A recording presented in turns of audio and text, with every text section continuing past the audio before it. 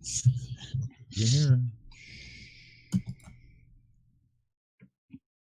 Welcome to Forged at the Table. I am Charles, and these are your players. I'm the Dungeon Master, and this is episode 9 of The Long Road. That was then, this is now. Let me get a couple of things out of the way before we go around the horn. Got a couple of announcements for you.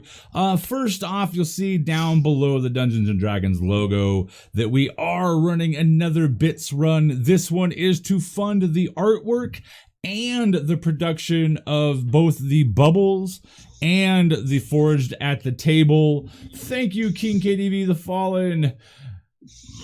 Appreciate the 100 bits. That is to fund the shirts, the actual paying of artists and the production and creation of the shirts, and then we will actually get shirts going on out down the road. That simple, that easy. Right now, we are going to announce that we do have some giveaways to give away tonight. If you look down in the lower corner, you're going to notice a new logo sitting on this particular overlay. You're going to see the banner being flown for Easy Roller Dice Company. Pat Adams, thank you for the $100 or 100 bits, not $100, 100 bits. Sorry about that. You're going to see Easy Roller Dice Company sitting down there in the corner. They were so kind as to send me a ginormous box filled with these amazing leatherette. Make sure that I've got my editor up so I can see it. These leatherette dice cups with their logo. They do have a velvet inside, and with each one of those cups comes a set of Easy Roller dice that's inside the plastic bag, as well as one gunmetal D6. So you're going to get an amazingly cool Easy Roller Dice Company dice rolling cup. You're going to get a set of really cool Easy Roller dice. I've actually got one of those sets sitting right here. Yeah, wow, subs, yeah, that thing is really broken. Wow, okay, so, and then we have got a metal die sitting inside of that. So we're going to give away 2 of those tonight during the stream. We're going to give away one of those during the first break, which will be roughly about an hour and 20 minutes or so from now, and then we will give away another one at the end of the stream. We are also working on coming up with some gift certificates for the future that we will be giving away. Just makes our life a little bit more cheaper and lets you have a little bit more freedom in what it is that you want to spend it on. So in the next month or so, we are going to start giving away a couple of gift certificates to Miniature Market, and then we are going to give away a couple gift certificates over at Rue Inc., Devin Rue's wonderful and amazing website.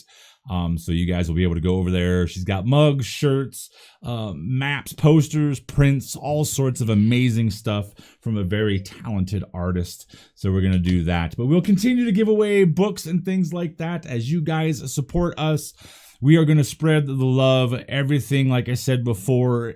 50 to 60% of what we bring in here, except for that current bits goal, because that all goes into the shirts. But everything that we get off of subscriptions, off of donations, and normally off of our bits, we turn around and we spend 50 to 60% of that and send it right back out into you guys, into our wonderful community. That way we can kind of keep people playing games. And speaking of games, here at Forge at the Table, if you want to play in one of our campaigns, in some of the shorter events that are coming up, that sort of thing, all you need to do is drop a follow on this channel right here, get involved over on our Discord, and keep your eyes and ears open as announcements are made. We have a possible 18 slots coming up in May, spots that are going to be needing to fill. That is going to be in a campaign that I am going to be running and basing in Kobold Press's setting known as Midgard. There is going to be an openings for a possible Buffy the Vampire Slayer game being played using Star Wars, or the engine that powers Fantasy Flight game Star Wars, called Genesis. And then our good friend here who's playing Belton Cobblebolt, the halfling sorcerer Connor, in May is going to be kicking the tires and sending launch into a Storm King Thunders campaign. That one has already got a couple spots filled, but if you want into that one, definitely get a hold of me. I will officially announce these on our Discord and the official announcements channel. That's the easiest and best way that you can keep track of what's going on here at the channel. So all you need to do if you want to be a player here on the channel is drop a follow, jump on our Discord. Same thing if you want to be a dungeon master. If you do not want to use your camera, you do not need to use your camera unless you're a DM, then it is required. All players, it's an optional thing. We kind of like you to use cameras because it makes it more enjoyable for those people that are viewing out there in Twitch land, but we can work around it if you have issues and that sort of thing. Let's see, this coming week, tomorrow at 5:30 p.m. Eastern time, be sure to tune in for episode 5, I believe, of Adventure Weekly, which involves a couple of the players from here in this game right now as they go on trying to solve the riddle of this long-lost dwarven bloodline and kingdom and all that. Later on this week, there very well may be a one-shot or a pop-up game, even though I said they were dead. I may be running one of those on Tuesday or Wednesday because we got a lot of free time and we're not going to be streaming. Then this Thursday, tune in at 9 p.m. Eastern time for the brand new first episode of Curse of Strahd, being ran by our very own Stump-O-Matic. Brand new campaign, going to be every Thursday night at 9 p.m. Eastern time. Then on Friday at 9 p.m. Eastern time, make sure you tune in for the Bloodied Blossoms, which is Weiss Girl Damaya's one-shot based in modern day America using the D&D 5th edition rules set. So that is coming up. Thank you, AFK2P, for the 300 bits and a reroll for the new guy to use on his upcoming death saves. So as you can tell, these guys are very aware of how things work around here. Let me go ahead and get a couple shout outs out of the way really quick. I want to give a shout out to Tall Squall and for Criffin Blue 4 hours ago while we were off stream. They dropped a follow. Welcome to our unique and yes, sometimes dysfunctional family. Also Tough Gear, thank you for the follow 1 hour ago again when we were off the air. Super appreciate the follow again. Welcome to our unique and sometimes dysfunctional family. To Jackie Diaz 2010 for the follow, and to Pat Adams, King KDV, The Fallen, and AFK 2P for the recent bits. That is a launch to get us one step closer to getting the Forged at the Table shirts designed and done. Those are going to have our logo on the breast, on the left-hand side of the breast, and on the back in quotations, it's going to say, "Let's play some games." And that's also going to go for getting the Bubbles shirts done. The artwork that I believe is being done, I'll leak a little bit of that now. It's actually going to be Bubbles herself being chased by a band of ghostly children chanting her name. So that is what that shirt is. That's what I'm talking to the artist. And that shirt is actually going to be drawn. The artwork is going to be done by our very own Weiss Girl here, Maya. She's going to be doing that. If you've happened to have seen the overlay for the Bubbles campaign this past Wednesday, that artwork on there is the person who's doing the artwork for Bubbles and for that shirt. So that should be really, really cool. I have been rambling again. We have a giveaway tonight. The magic word is what I'm going to type in to the chat. Please only enter it one time because Nightbot will not like you if you do not do it again, or if you do it more than once, they will ban you from the, not from the chat, but from the definite giveaway. So only type it in once. You have to be from the United States because international shipping is a pain in the butt. And you have to be 13 years or older. Type in that word right there in the chat one time to be eligible to win randomly one of the Easy Roller dice cups, dice sets, and metallic die that will be given away during our first break. Type that in. These are really cool. And again, EasyRollerDice.com. Go check them out. Their dice are amazing. Their products are stupendous. And they are the ones that sent us all these wonderful dice to give away. I'm literally blown away. There are so many sets of dice. So go ahead, enter in the word love. You don't have to be a follower. You don't have to be a subscriber. You just have to be active in the chat when you win, and it's that simple. So we are going to go at this time. We're going to go around the horn. Allow me to introduce the players for you folks, starting with Shauna, the player of Regina, or Regina, depending. Regina is a very bad sounding word right now, so we're not going to use that. For Regina, Shauna, go ahead and tell the folks a little bit about you and about Regina. Hi, my name is Shauna, and I'm playing the character Regina. She's a gnomish fighter who aspires to be a chef, and recently discovered she has a heart too big for her britches. For some reason, she has decided that Belton is the man of her dreams. He is pretty dreamy. Connor, the player of Belton. Hey, I'm playing Belton, halfling Sork.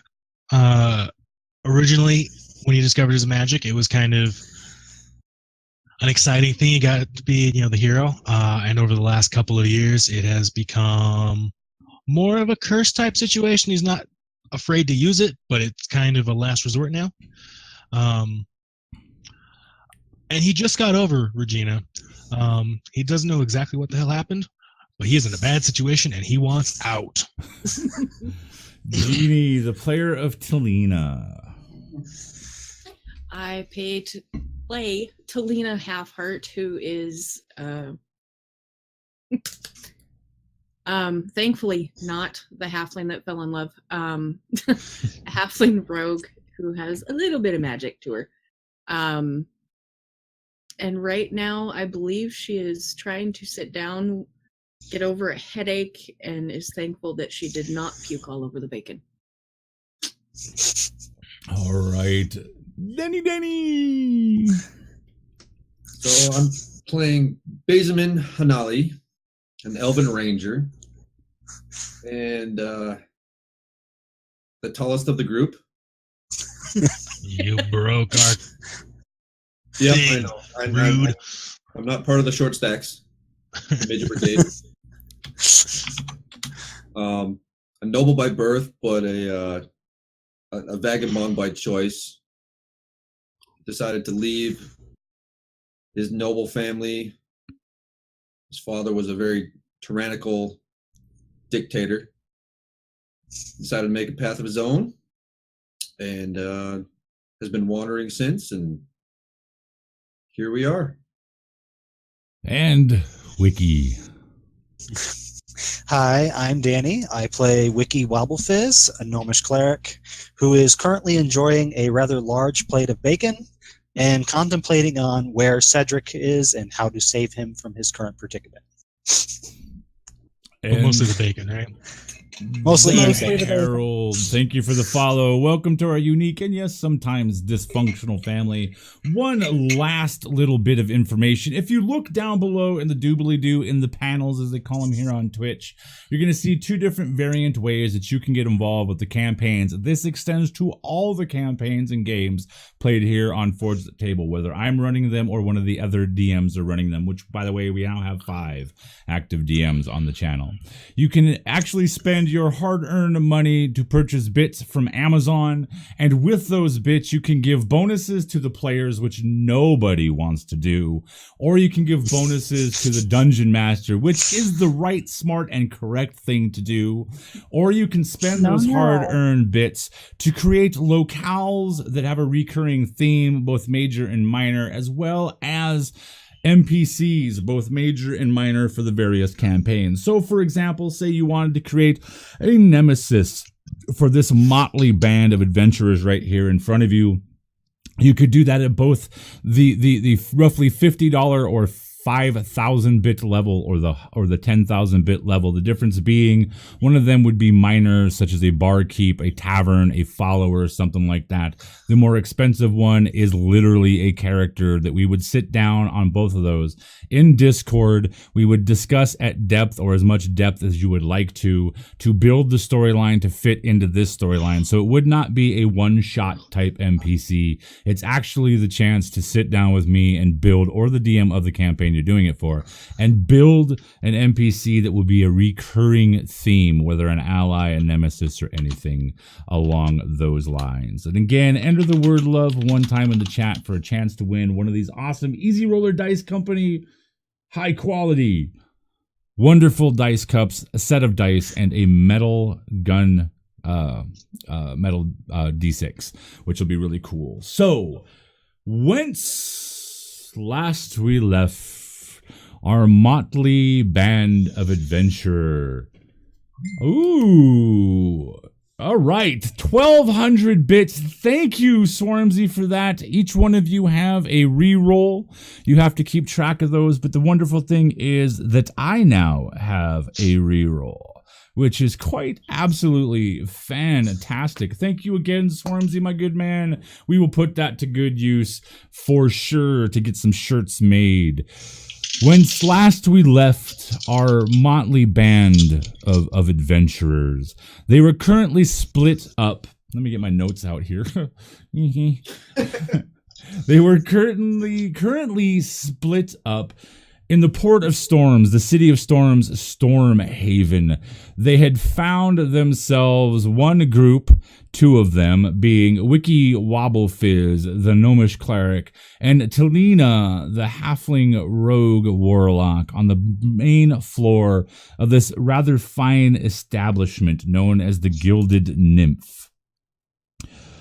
Wiki was in the process of devouring a very large plate of wild and rare boar bacon that this establishment has been known for, or more correctly, one of their dwarven cooks is known for crafting.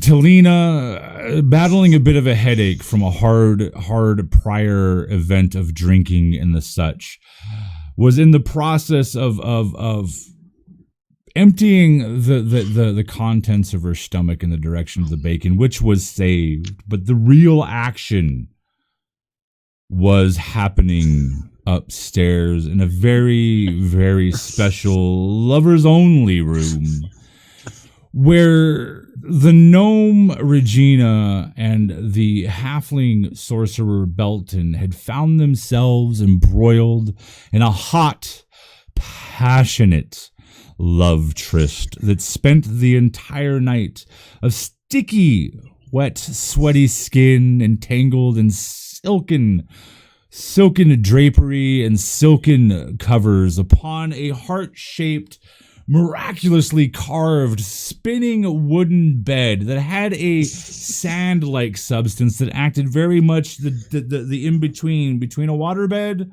and memory foam. The morning arrived, the cackling of chickens and seabirds, and a beam of light cracking through slightly opened shutters.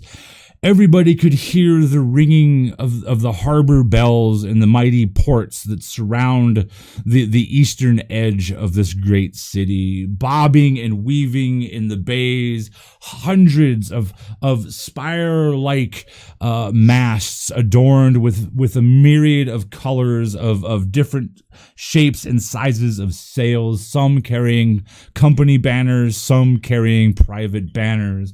A cacophony happening and rising out towards the docks themselves. Some were out closer, maybe halfway from where this inn sets to where the dock is at. There seems to be some kind of emergency happening, some kind of an excitement and that sort of thing. And it wafts through the window. And we find the bare-bottomed, at least in the eyes of Regina, hunky and statuesque halfling lover, banging wildly with a look of fright and terror in his eyes upon the doors, forgetting what Grillmesh, their butler, had told him about the doors, laying her naked body wrapped in silken covers, her heart fluttering and pounding in her chest, her eyes wide, staring at the love of her life, trying to escape through the door,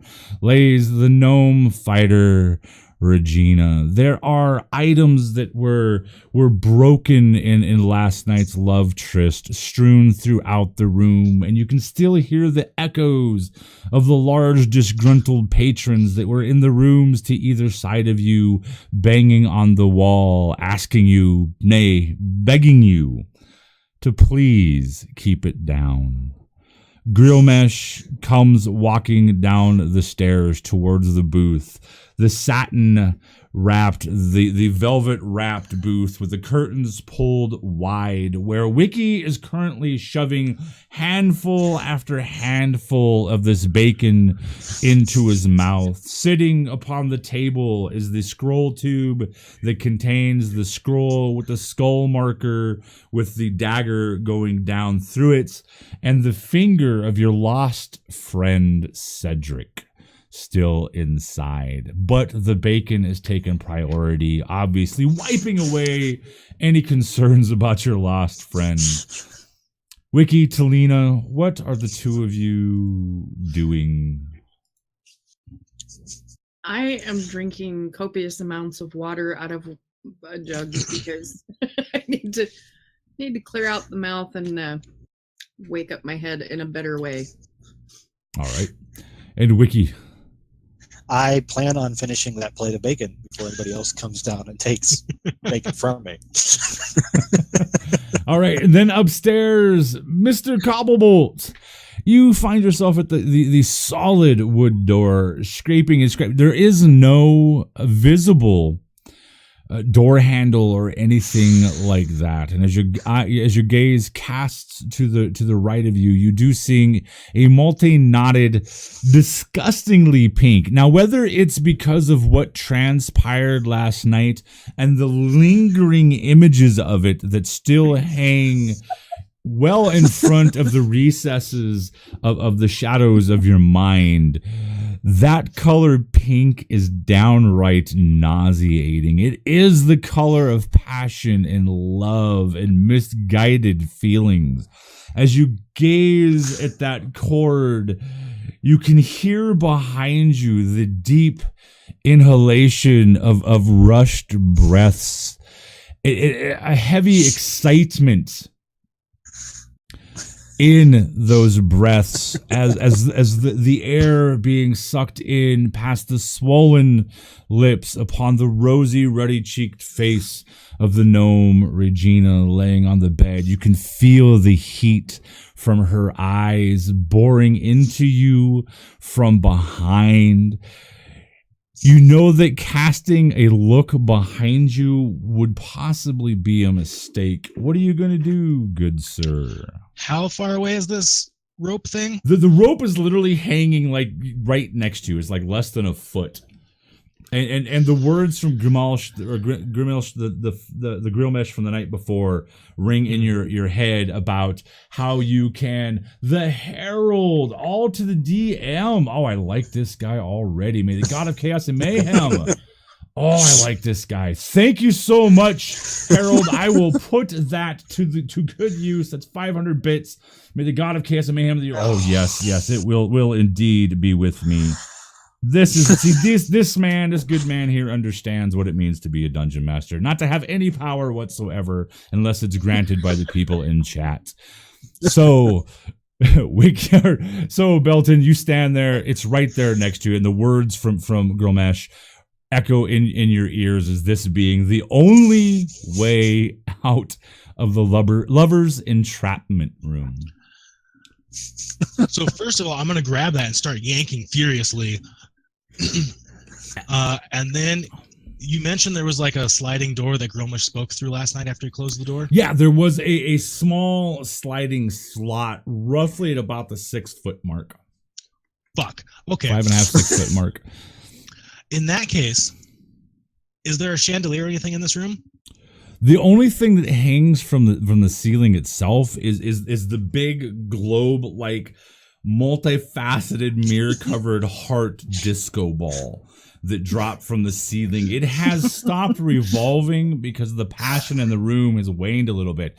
But there is something quite horrific as you kind of begin to look around this room. Last night, in the throes of passion, you didn't actually take it in that much or that well. But now that your eyes and your vision's cleared and your blood has quit pounding furiously in your head, you can now see where there are implements. If love would not be the word, there are implements hanging from various hooks throughout the room. Praetor's Rejects, thank you for the follow. Welcome to our unique and sometimes dysfunctional family. Ladies and gentlemen, from here on out, I am not ignoring you. I will get to the follows and all that at our first break in about an hour.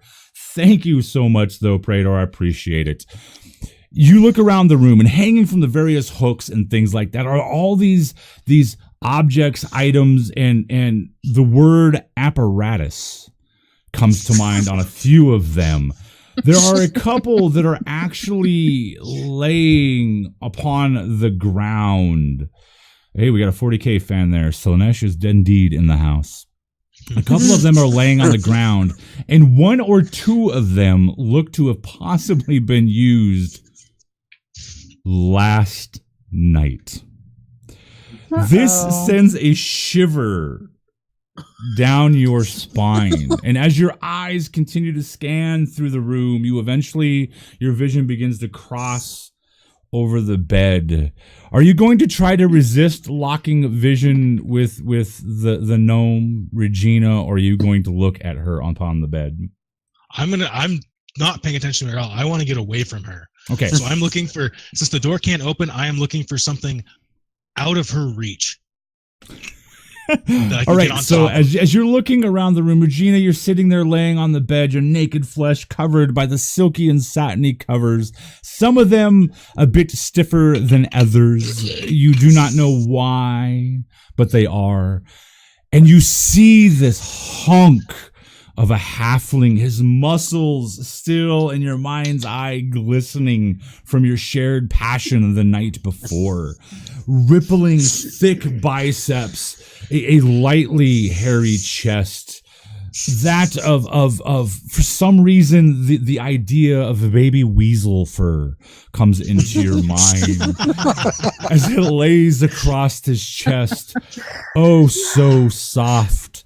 Oh, so snuggly. You see his eyes scanning the room, and as they come across the bed, the hope that bursts in your heart, your pulse racing, the nerves beginning to rattle free.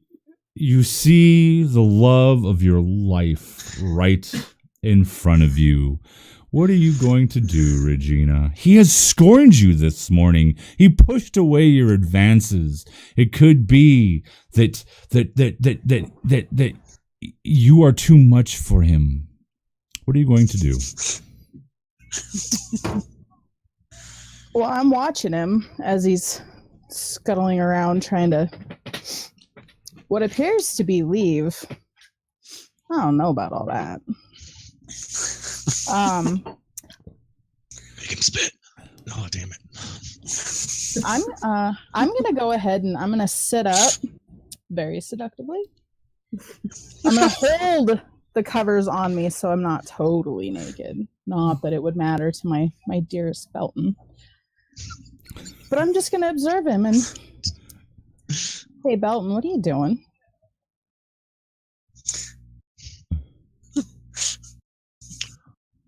Belton. Stay there, Regina. I don't know what the hell is going on. Obviously. Stay there. And I'm just going to keep pulling this cord as I look for a place that I can hide. My eyes like flicking back to her, not like looking at her, but keeping an eye on her, you know? as I said, I'm looking for like a wardrobe or something I can teleport onto, or maybe the disco ball if that's it. Thank you very much, Harold. I will put that to very good use. Well, it's been a fun campaign, everybody. So you continue to ring it. It does appear, Regina, sorry, that he is trying to vacate your love den. The room that you guys last night for so many blazing hours invested your passion into, and now he's trying to abandon it, trying to get away. You know it couldn't possibly be to go to the bathroom, because there's a space in here for that.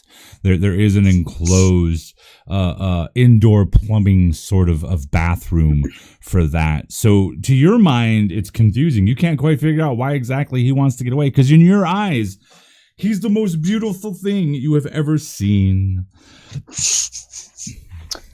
Well, maybe he's hungry. Maybe he's pulling that cord to get breakfast in bed. and as this idea of breakfast in bed crosses through your mind, and you see Belton flexing his muscles oh so seductively as he's pulling on this cord. That cord begins to look like something that could be used in very specific ways.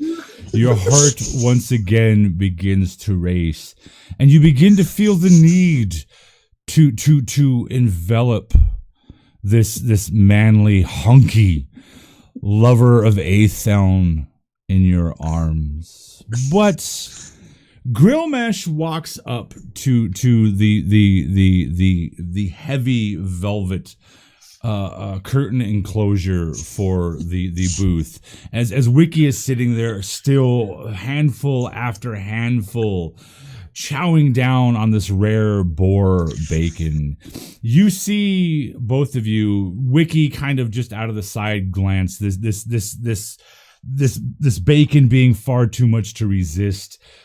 The Herald, Danny, which Dan? Dan, oh Dan, you have yourself a reroll to be used. That's 2 for you, my good sir. It's 3.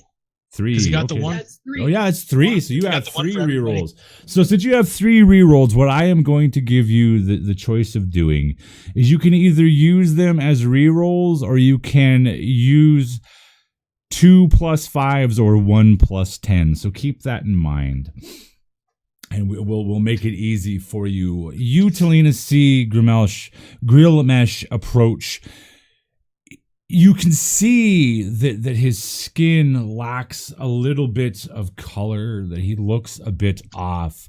And as he approaches the table and your booth, you see his legs become shaky as he drops to his knees, his hands coming up to cup his face in front of you, and you can see what you believe to be a very large inhalation, possibly could be construed as a sob. This is the first time in 6 months that you have seen any kind of real emotion come across the mighty Furbolg's countenance. How far away is he? He's literally just a few steps from the booth itself. His long coat and his vest. His vest is actually, for the first time ever as well, you can see is not buttoned up. It is actually hanging open with the pocket watch device that he carries. The gold chain no longer draped from one pocket over to the other side of the vest. It's actually hanging, and you can actually see the pocket watch slip towards just about a third of the way out of his pocket. And again, there's a great inhalation and what appears to be a deep sob that comes out and escapes this mighty Furbolg, your butler for the past 6 months. I'm going to walk over to him, and as I'm walking over to him, I'm going to be like, "Friend, what is wrong?" his shoulders kind of stiffen and straighten a bit. You slide out of the booth, and literally it's one step to where Grillmesh is at. You stand there looking down at him, asking him what is wrong, and one more sob, and then this great Furbolg face, his hair kind of matted a bit, as if he's been using something that was wet at some point in time. Maybe he just got done washing or something to that effect. But as his face comes up, you can see his light gray skin and the tinges of green around the edge. You can see the sparkling eyes deep set with sorrow and angst, and a little bit of anger underneath hidden. Go ahead and roll me an insight check if you would so like to maybe learn a little bit more from looking at him.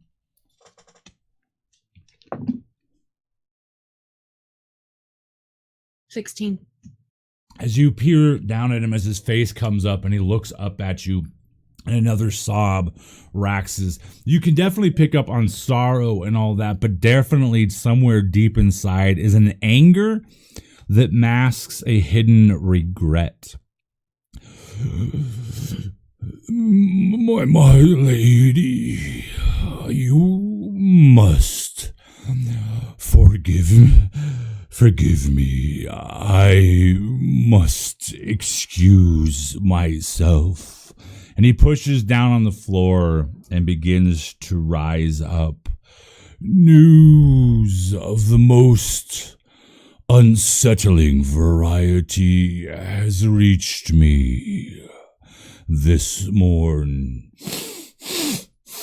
It appears that my brother has passed on.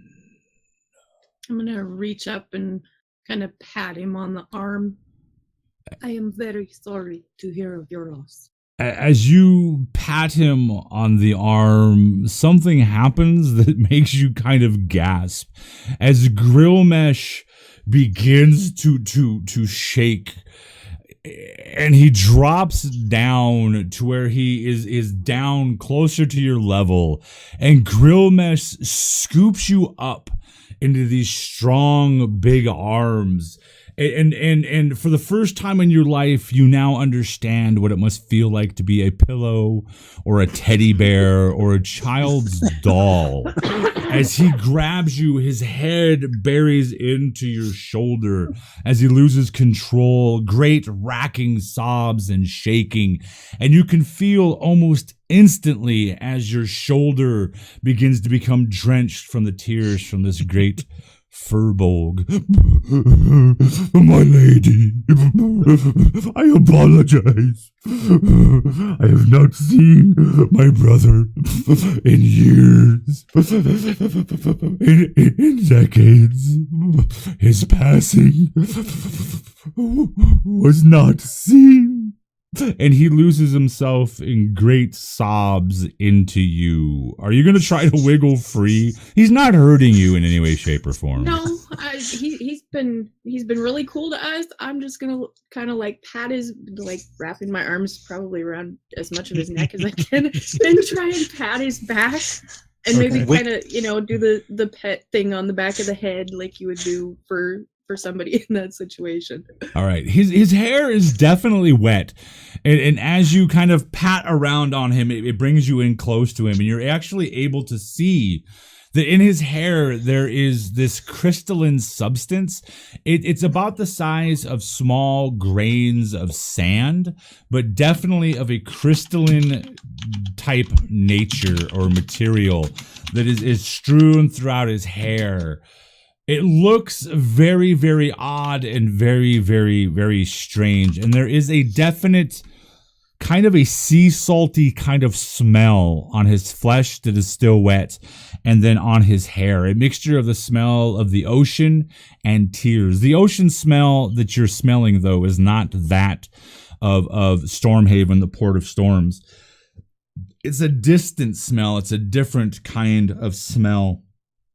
You also hear outside clanging bells in the distance. It's coming from the distance or the direction of where the harbors are at, where the bay is at.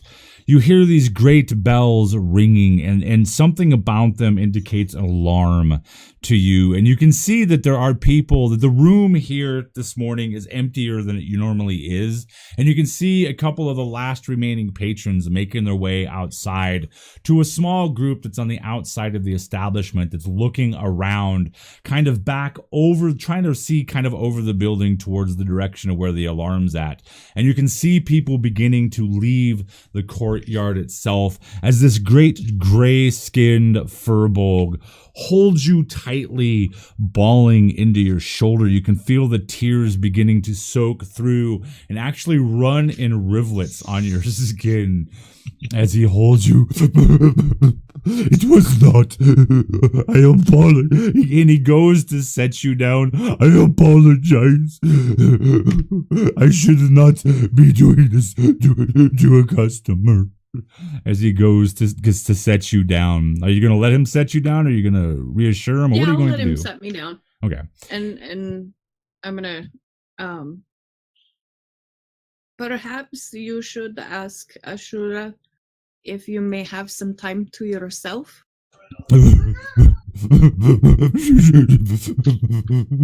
Or I could ask for you.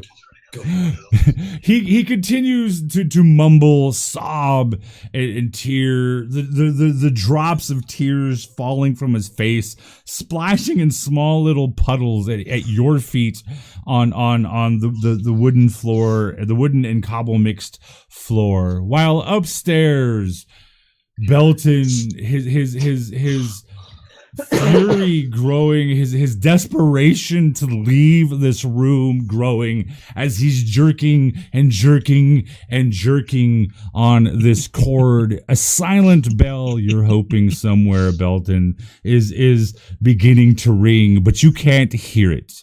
You don't know if this thing is broken or what the problem is, but you hear some stirring on the bed behind you. His back flexing as he pulls on the cord, Regina.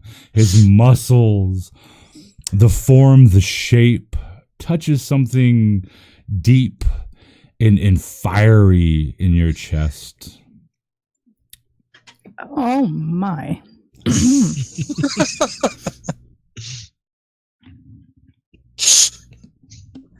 Why won't you look at me?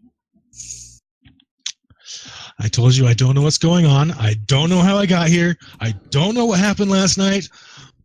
I have my fears, but I need some time alone to come to terms with whatever the hell happened. And I'm going to let go of the rope and start pounding on the door. As you let go of the rope and you begin to hammer on the door, the feeling of hopelessness grows. As when your little fists hammer on the door, it is a very dull, empty, thick thud that you can tell almost immediately does not penetrate out into the hallway. This sound, upon pounding on this door, you realize that all the walls in this room are made of the same wood, and that last night the passion between you and Regina somehow was so hot, so furious, and so driven that the noise that escaped the room pierced these now soundproof walls.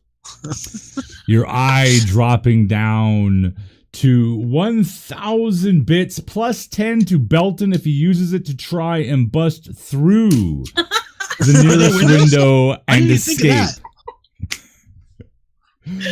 You begin to realize, almost horrifyingly, at least to you, that the amount of noise you guys created last night was enough to penetrate the wood, yet your mighty fists pounding on it can't. The thrumming, Regina. This thum, thum, thum, thum, thum, thum, thum. It begins to match the pace and the beat of your fluttering heart. With each pound, you can see the ferocity of this manly love-filled halfling, you know that somewhere deep inside of Belton, he must share the feeling that there must be some confusion or loss or maybe even embarrassment in Belton. Maybe that's why he's trying to get away. Belton, you continue to pound on the door. What are you going to do? There aren't any windows in here, is there? There is. There is actually a window that sits about 4.5 feet up on the far side of the room, on the other side of Regina, on the other side of the bed. It's about 4.5 feet up and about 25 feet from you right now. How deep is the sill? Is it something I could stand on, being as tiny as I am? There is a very small sill at about 4.5 feet where the bottom of the window is at. Everything in here is sized more for a taller individuals.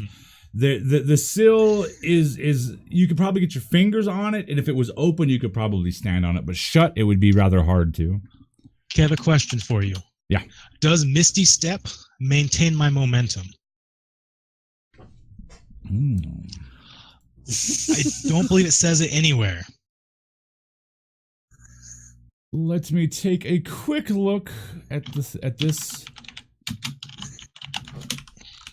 And just so everybody out there realizes, I am using the handy dandy tools over at D&D Beyond. I use D&D Beyond, and we use D&D Beyond for pretty much all of our D&D 5th edition needs. That is D ampersand, no, not ampersand. It is D, the letter N, D, beyond.com. The other one will take you someplace you don't want to be.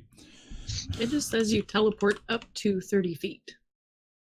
And that's what I was asking. Unoccupied space. So it's unoccupied, so therefore the wall would stop you.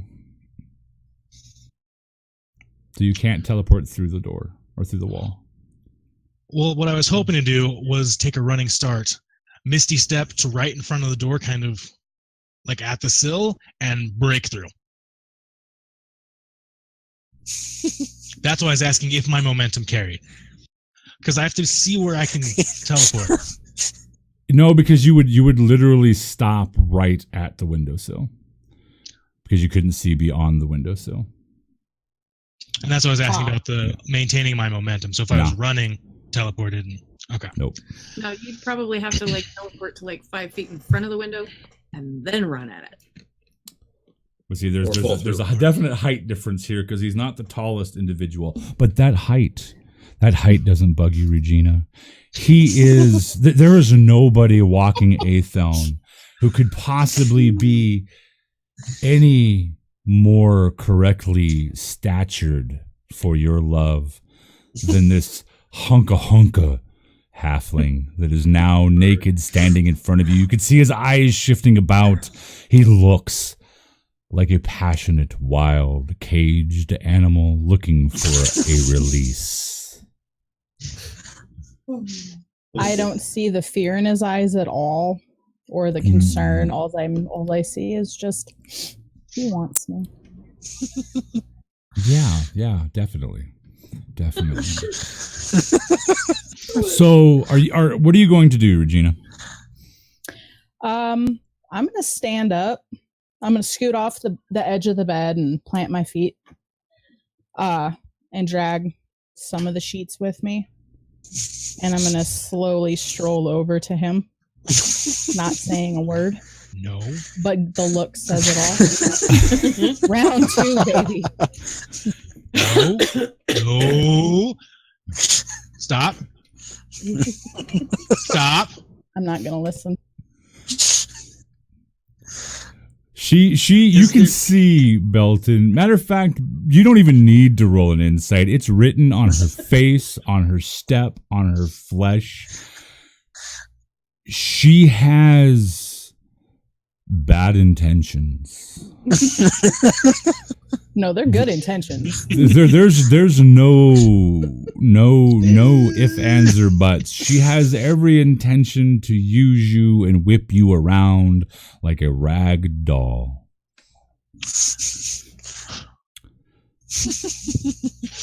So how big is this room? This room is roughly 25 feet by 25 feet. See, how big is that? Okay, that's cool. I'm going to use 3 uses of my sorcery points and cast darkness in the center of the room so it fills the entire room with magical darkness, which I can see in. All right. Regina, all of a sudden the room is filled with inky black darkness, your vision obscured, the man of your dreams, the target of your inflamed passion, your rising love vanishes from your eyes. You find yourself enveloped in this darkness. Belton, what are you going to do? I'm going to try and sneak over towards the window. Okay. Taking the long way away from her. Okay, go ahead and roll me a stealth. I will give you, because you are in the darkness, I will give you advantage.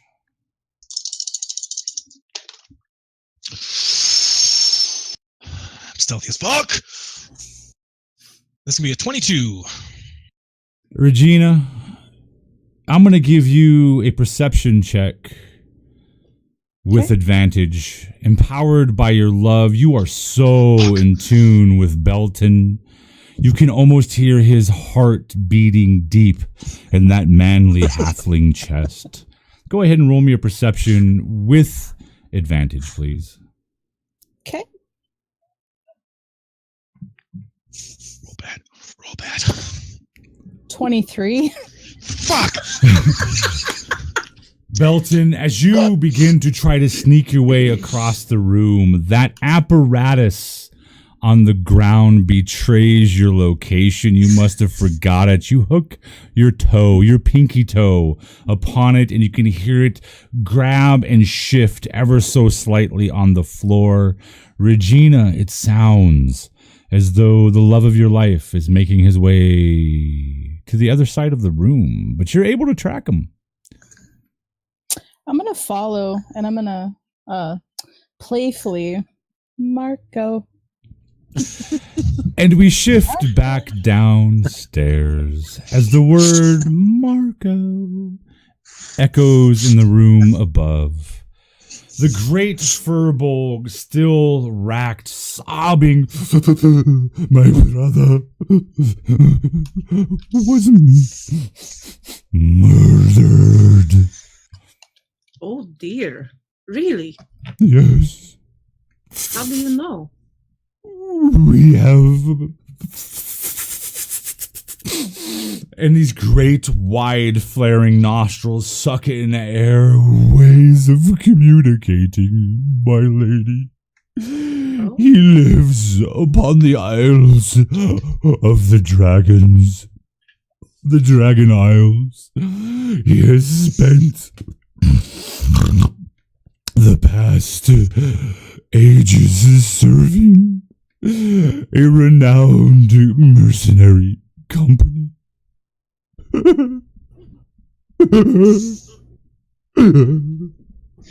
Did he die in service to them? I do not know. The company has fallen upon hard times. And as they're saying this, Wiki, still holding bacon in one hand, is going to come over and pat Grimwelsh on the shoulder.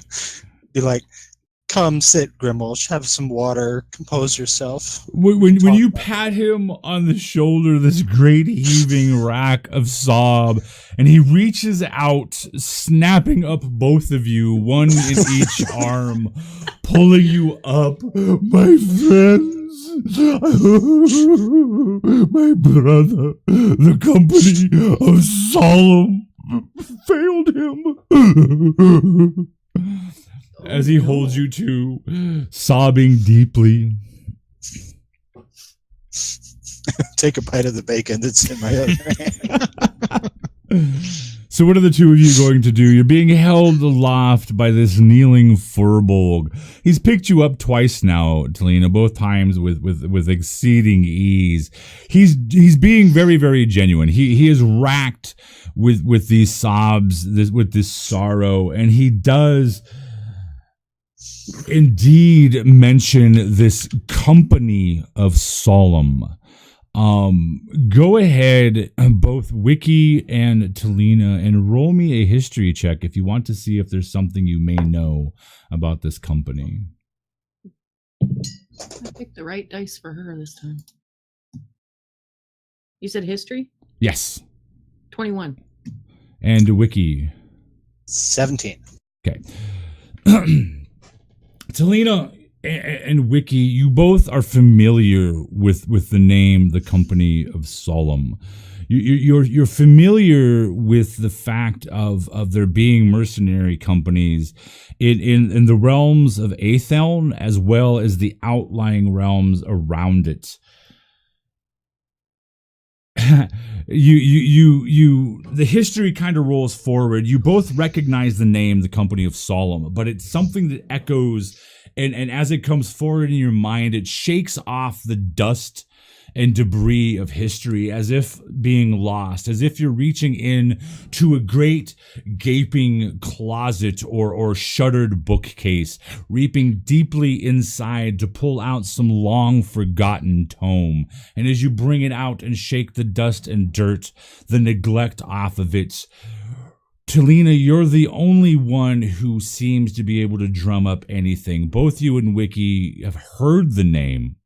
And you think on the fringes of it that it's connected with other companies, with merchant princes and that sort of thing. But it's a very alien or foreign name to the actual shores of Atheln. But Talina, you have whether it was in studies, whether it was in books that you gained access to in your younger years that you were not supposed to gain access to, in your growing curiosity as a child, you pull forth the name, the company of Solemn, the name, the Dragon Isles. And the fact that it was indeed at some point in the deep, dark past of the Dragon Isles, one of the most renowned, if not the most renowned mercenary company to stride. But there's another piece there, and this piece is the piece you remember even more so, that there is a barony that used to be in a region called the barony or the lands of Arden. This barony is known as Gnelt, Gnelt.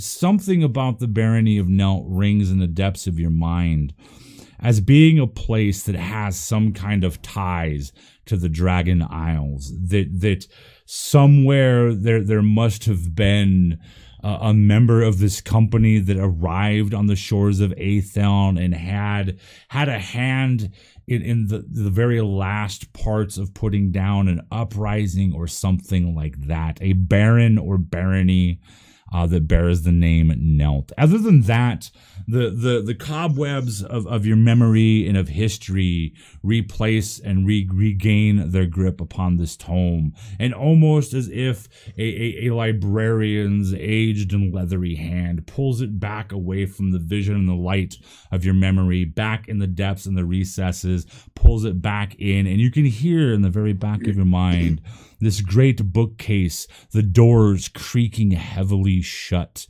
closing it back off. Okay, so he's still got us one. That's how you do a history check. I'm gonna like kind of pat him on the shoulder and do the rub thing and be like, please sit down at our booth. You're too kind. And he sets you both gently down, his arm is shaking. You're too kind. I am sorry for grabbing you. And he goes to pat where now both of your shoulders are drenched from his tears. You're too good to Gramelish. And he stands up and moves over to where the booth is, and you can see him sit down, and his great frame has a hard time sliding into the booth, but he manages to squeeze himself inside.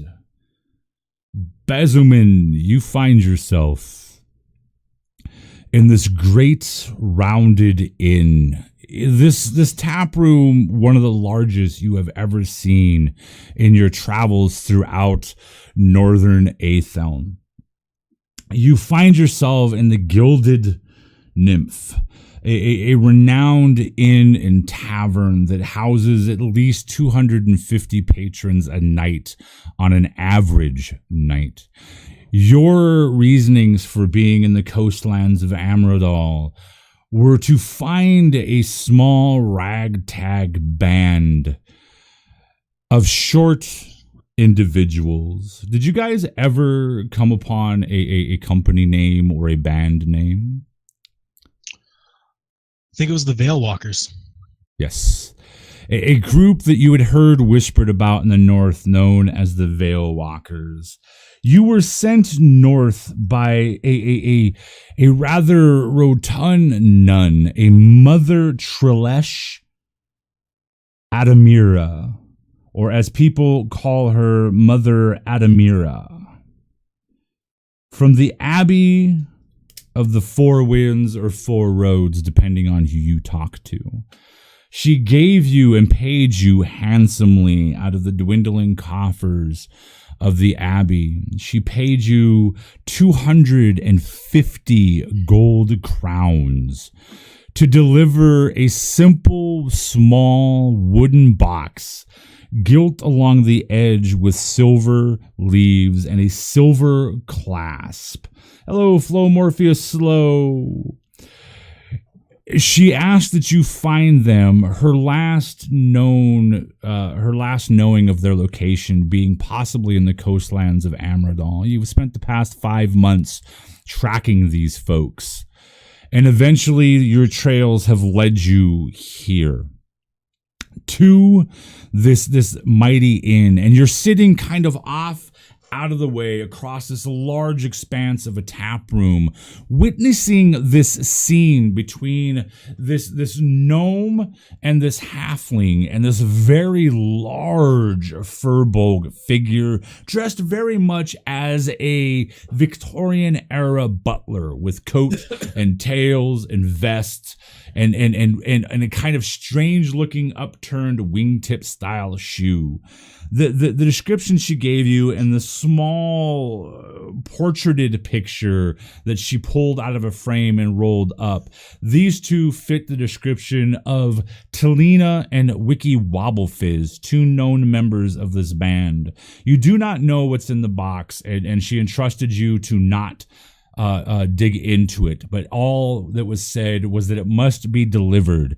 And for the 250 crowns, she asked that you spend a bit of time with the 5 of them to make sure that they are indeed safe and to deliver a message that she believes they are in peril. When she says they are in peril, she tapped the box when she said this, indicating that the box may be of assistance to them. The box is quite literally 3 inches across by 3 inches across and maybe 2 inches deep, with a silver leaf encrusted clasp on it, and there are silver leaves that come off each of the 4 corners. You're now watching this show unfold across this tap room as this enormous Furbolg, who appears to be bawling his eyes out, slips into the booth. On the other side, do Wiki and Talina, do you guys join him in the booth? Yes. Wiki, you need to stay here with him. I will be right back. And I'm gonna run off and see if I can find somebody who knows where the innkeeper Ashura is. All right. You go to do that. Bezu, what? How do you pronounce that, Danny? Bezamin, what are you going to do? You just now see the one remaining, the one known as Wiki is in the booth. You see the one that you've known as being Talina makes her way kind of off towards where the bar is at, separating from the other one. I'm going to follow Talina. Okay. Are you going to do it stealthily or are you going to do it openly? Openly. Okay.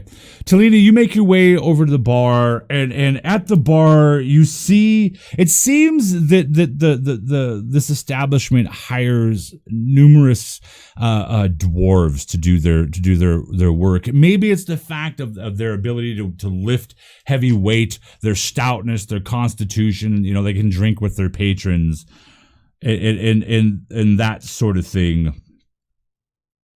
But behind the bar on this particular morning is Moulin Black Barrel, a very raven-haired, tressed, long flowing black beard that is tied into at least 2 or 3 dozen very fine braids. Each one of them has a black iron barrel capping at the bottom, so that when he moves, you can hear this tinking as the barrels kind of slap into each other. He is wearing a very poofy kind of poet style shirt with lace up in the front, black with red laces, over which hangs a cloth gray apron that is stained with grease and that sort of stuff. His deep set brown, almost black eyes and this leathery dark skin, very, very, very weathered. You get the impression that this is a man who has seen much of Atheln in his years. And even to the extent that some of the coloring in his beard looks to possibly be hiding gray. There's an age to this man, and he's sitting there kind of leaning up against the bar, his back kind of somewhat towards you. He seems to be cleaning off a mug, and he's staring at something that you have seen a couple times here within this particular establishment. There is a globe that is floating. There's actually several of them, but this is the only one that seems to be showing any kind of a picture.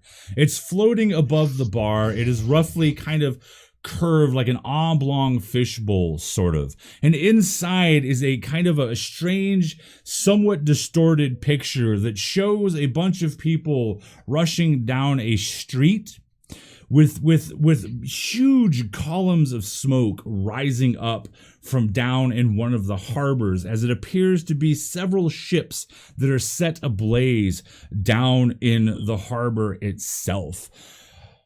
You see him sit there, and on the counter, on the bar top next to him, there is a small metallic disc that seems to have several of these round circular things rising up out of it. And as he watches this, he reaches over kind of aimlessly, taps one.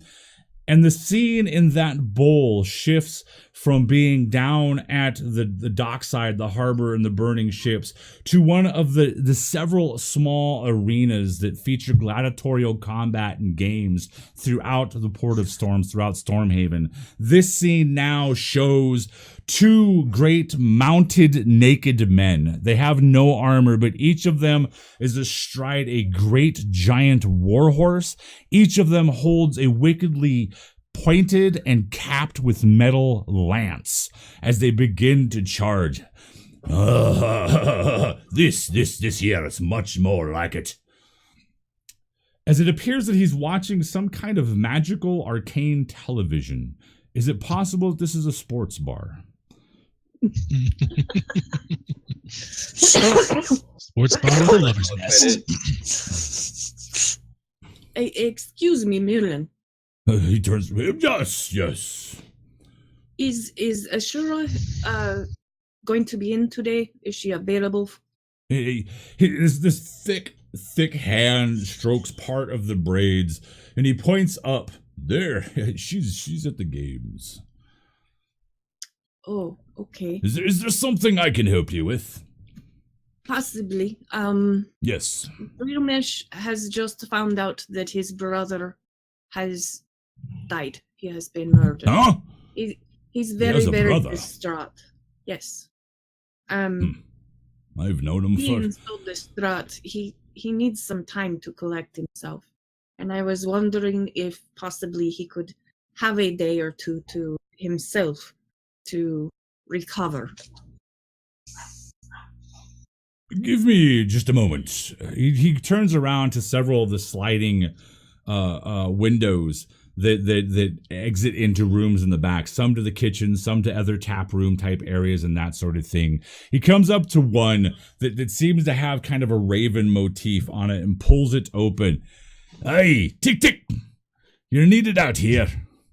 And he slides it closed, and within a few quick moments, you hear this kind of like claws on the floor, and the door swings open, and you see draped in an apron and dark clothing, a smock style dress. You see, and your breath is kind of taken away. You also see this Bezomun as this great black raven-like creature exits out of one of the back rooms. A great black called beak upon it, black shimmering eyes, and these most shimmering black feathers that hang down. Yes. This one here has a question. And she kind of pokes her beak forward. And your question?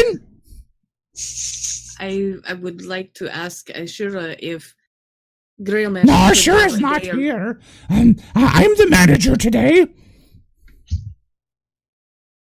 I would like to ask if Grillmesh could have a day or two to himself, since he Why? has just found out that his brother has been. Ah! His brother? He has a brother? I've known him for 2 years. He has a brother? Yes. And she very kind of long way casts a away. glance over at Grillmesh, who's sitting there in the booth trying to hold on to his sobs, his hand reaching out to grab a bit of bacon. He can have as much time as he needs. Caw! Thank you. Caw! Thank you very much. Caw! And she spins and kind of hops back on her feet, stopping at the door, looks back, caw! and escapes back into the room. You have a moment there, Bezomun. If you wish to approach Talina, you can do such. I will approach Talina discreetly. Okay. I will approach the bar where she's at and talk to the bartender first before I talk to Talina. Aye. Excuse me, Aye. Mr. Black Barrel. Yes. You happen to have any pickles? We have lots of stuff that's pickled. What exactly is it that you're looking for? An actual pickle, please. An actual pickle. As in a cumber pickle? A cumber pickle, yes. A cumber Please. pickle. I don't recall. Just give me a moment. And he excuses himself. He goes into another doorway, not the one that Tick Tick came out of. He goes into a different doorway and disappears into the back, leaving you and what appears to be Talina, the only two people at the bar itself. Talina, give me a description of your character, please. Okay. So Talina, obviously she's short. She looks almost like a child because, halfling. Let's see here. She has got black hair that she wears fairly long. You'll see on each side there's 3 small braids that kind of wrap around and help keep her hair out of her face and everything and on around, and they join at the back and then kind of go down. She wears leather pants that are kind of a smoke grayish color, same with the boots.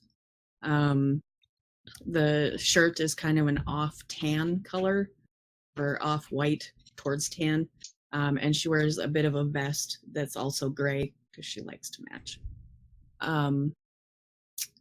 Not really anything remarkable about her at this point, other than she does have weapons around on her, but right now at this point she'd just have her dagger on her because she was just coming down for lunch or breakfast, sorry. Well, actually, she fell asleep down here last night, so she's just got her dagger, or daggers, I should say, on her right now. So, and she looks a little worse for wear because, of course, her shirt and such are a little wet off the shoulders and such. Grommash crying on, and from having to rinse herself off from puking her guts out earlier. She does stink just a little bit. And likewise, a description of Basilman. So Basilman is about just shy about 6 feet. A very tan skin color. A very sheen copper color hair, long down to about just past the shoulders. Very dark green, deep eyes. Very posh in stance. Slender, but not toothpick-like. Yeah, pretty much. So the two of you find yourselves as being the only two people at the bar at this current time. The emptiness of this tap room is something kind of unknown to you, Talina, because you've never seen it this empty before. There are maybe 10 patrons strewn throughout the expanse of the inside of the main tap room here. There may be others in some of the back tap rooms, the more private tap rooms, but this tap room itself could easily handle 150 patrons at one time. And you've never seen it this empty. You've never even seen it half empty. There is definitely still that ringing off in the distance as something is most definitely happening. And you find yourself at the bar next to this strange and rather odd looking elf. I'm going to, since I already talked to the people I wanted to, I'm going to start to get down and then go back towards the table. All right, Basilman. Excuse me. I'll stop. Can I have a moment, please? Sure. I don't mean to bother you, but are you... Do you happen to be Talina from the Veil Walkers? Yes. Oh, finally. I finally made it. I finally found you. I have something for you. I have something for you. I have been tasked to deliver a box to you. It would seem that you are in grave danger, and this box will help. I have been sent by Mother Adamira from the Abbey of the Four Winds. Mother Adamira. I pull out the box. Yeah, and this is a name that you are familiar with. She is the matron of the abbey that was there when you all finally took care of the veil disturbance, the breach that was underneath the abbey that had caused several of the nuns and some of the brothers of one of the nearby abbeys and had begun infecting the land with its inky malefic taint. This is the mother that was there when you laid finally Master Adrolphus Handren the Grey Mantle to rest with those of his lineage beneath in the family crypt. Ah, yes. Okay. Mother, yes. Is she all right? Last time I spoke to her, yes. Okay. Perhaps we should get the rest of the group together before we they're all here? The box. Oh my. Wonderful. Let's do that. And then I'm going to go over to the booth. And I shall follow. All right. And that is where we're going to take our first break, ladies and gentlemen. Thank you for coming and spending your evening with us here at Forged at the Table. Give us 5 minutes and we will be right back. I will be giving away that first Easy Roller dice giveaway of a leatherette cup with a velvet interior, a set of dice inside of here, a dice bag, and a gunmetal D6. All you have to do is enter the word love in the chat just one time. It's free. You have to be over the age of, you have to be 13 or older and a resident in the United States, because international shipping right now is a pain in the butt. But we will be giving this away here shortly when we get done with the break, and then we'll give away another one at the end of the stream. Thank you for coming and hanging out. We will be right back. Yay.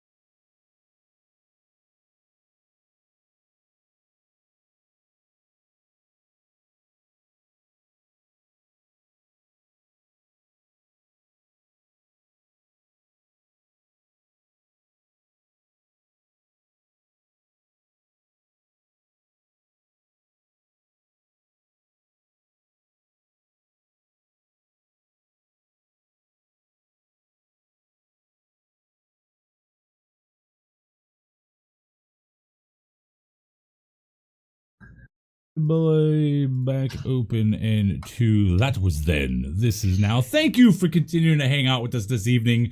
I super appreciate the support and the love.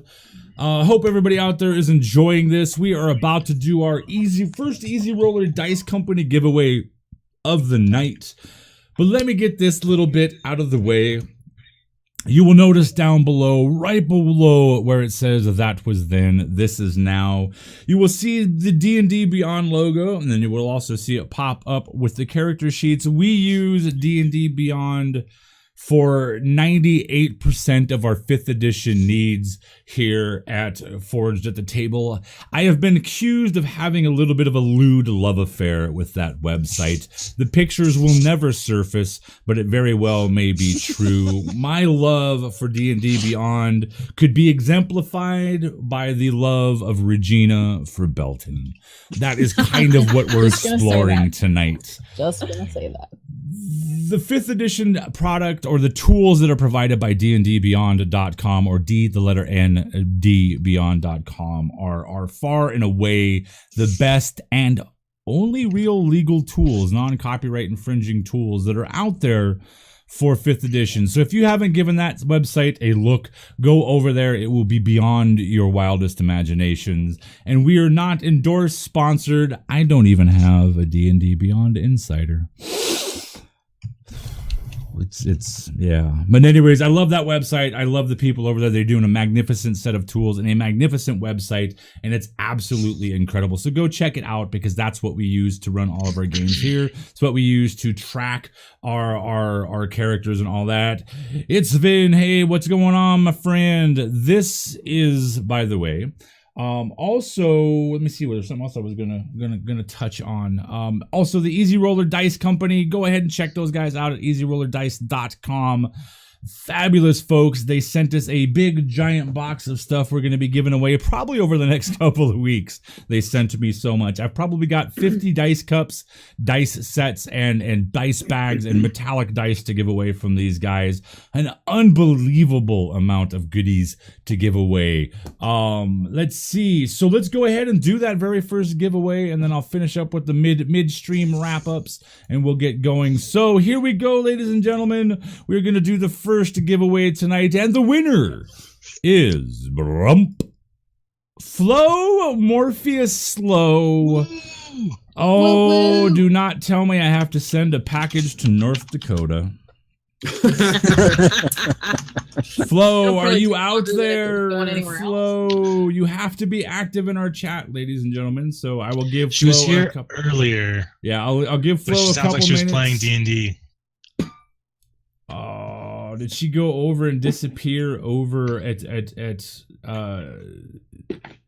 is Damage Dice going right now? Does anybody know? That might be where she disappeared to. Well, anyways, I'm gonna waive it because she is a really cool chick, even though she's from North Dakota. We'll go ahead and let that one slide. If one of my moderators can send her a message, though, on Discord, just letting her know to get a hold of me and that she won a dice giveaway, I would super appreciate that, guys. You're so wonderful. My moderators here are some of the best that are out there on the internet. So let's go ahead and give away another set of these dice. Let me tell people... Let me show people what exactly oh, hey, I did not know they sent the translucent dice. Wow. So what you're going to get is one of these leatherette Easy Roller Dice Company velvet lined dice rolling cups. Really nice cups. You're going to get one random set of dice and a dice bag for it. Like, for example, this set here is translucent blood red with white numbers. Really, really cool. And then along with that, and this particular one, I don't know if it's going to show up, but there is a gun. This one is a gunmetal black D6 with purple numbers. So that's what you get in each one of these sets. Again, these are provided by the awesome folks over there at Easy Roller Dice. Flo Morpheus Slow, even though you're from North Dakota, I'll waive that this once. And if you get a hold of me over there on Discord and get me your shipping address and a name, I will send these dice out to you next Tuesday or Wednesday, depending on when we are able to get to the post office. So I will randomly reach into one of these bags here and grab that. So Flo wins. I got that written down. And then we're going to set up the next one. The next one we're going to put out there is going to be for, let's see. Well, you know, I've got to do it. I have got to do this. We're going to stay with the theme tonight, ladies and gentlemen. So if you enter this word one time in the chat, I'm going to do another drawing at the end of this stream for another Dice Cup dice set that we're going to give away from those amazing folks at Easy Roller Dice Company. Go check them out. Let them know that the Forge sent you, that Forge the Table sent you. That would be awesome. Go ahead and enter this word just one time. You have to be 13 or older, and you have to be a resident of the United States because shipping international sucks. But if you go ahead and enter this word, staying with the theme for the night, enter that word just one time in our chat, and that will automatically enter you for a chance to win your very own Easy Roller Dice Cup, your own set of dice, and a metallic or metal gunmetal D6. Really, really cool stuff. Enter that. You do not have to be a follower. You do not have to be a subscriber. You just have to be a viewer. And before we get back to our game, for those folks out there who may not know who the hell we are, we've kind of come out of nowhere and appeared on a lot of people's radar. We are Forged at the Table. My name is Charles. I also go by the name Forged. I am the founder of this channel, and I guess maybe the catalyst behind it. What we are doing here is building a community of like-minded tabletop RPG and geek enthusiasts. We are trying to do something that I don't believe has been done all that much on Twitch. We are building a community where you fill all the spots in our games. Not just one, not just two guest spots. You fill them all. In order to get involved and play games like Dungeons & Dragons 5th edition, Fantasy Flight Games, Star Wars, which is sitting over there, Call of Cthulhu 7th edition, City of Mist, Tales from the Loop, Doctor Who, Blades in the Dark, Buffy the Vampire Slayer, all these games that are coming up on this channel. All you have to do to be a player is drop a follow on our channel here, get your behind over onto our Discord, get involved over there, and listen, because watch that official announcements channel, because that's where I'll be making announcements right now. Right now, everything is filled until May, but I'll be making those announcements for the May games. There is a possibility of 18 different spots open in May for brand new campaigns. These are not one-shots. These are actual campaigns that will be streamed. If you're a shy or bashful sort of person, if you're a player and you do not have a cam, or you would rather not be on a cam, go ahead and let me know, and we can get around that. As long as you have a headset and a microphone, you'll be fine. Although we would like people to use cameras because it's more entertaining for the folks out there. But as you can see right now, for personal reasons, Shauna, the player of Regina, is not using a cam, although she's here. Say hi, Shauna. Hey, how's it going? And as you can tell, she does not know how to answer instructions. As I said, say hi. This is the stuff I should have. But anyways, if you want to be a player, drop a follow. If you want to be a dungeon master, a camera is required on that. We're looking for more dungeon masters. We have a couple slots throughout the week that we're looking for people to run games on. Most prominently right now, it is Friday after, a lot of afternoon slots. And then all day on Monday, we have open for games. And to give you an example of what I'm talking about, we currently have 9 or 10 campaigns rolling, or going to be rolling by the end of May. Of those, this is the only house game there is on this channel. The other 9 campaigns are all followers and subscribers of our channel. And of those games, 3 of them are wholly staffed or ran by DMs who stepped forward out of our followers and our subscribers. And those games are completely you guys. You guys are the ones that are running them. There are no donations required. There are no special hoops you have to jump in. You just have to be wanting to play some games and make friends and hang out and have a good time.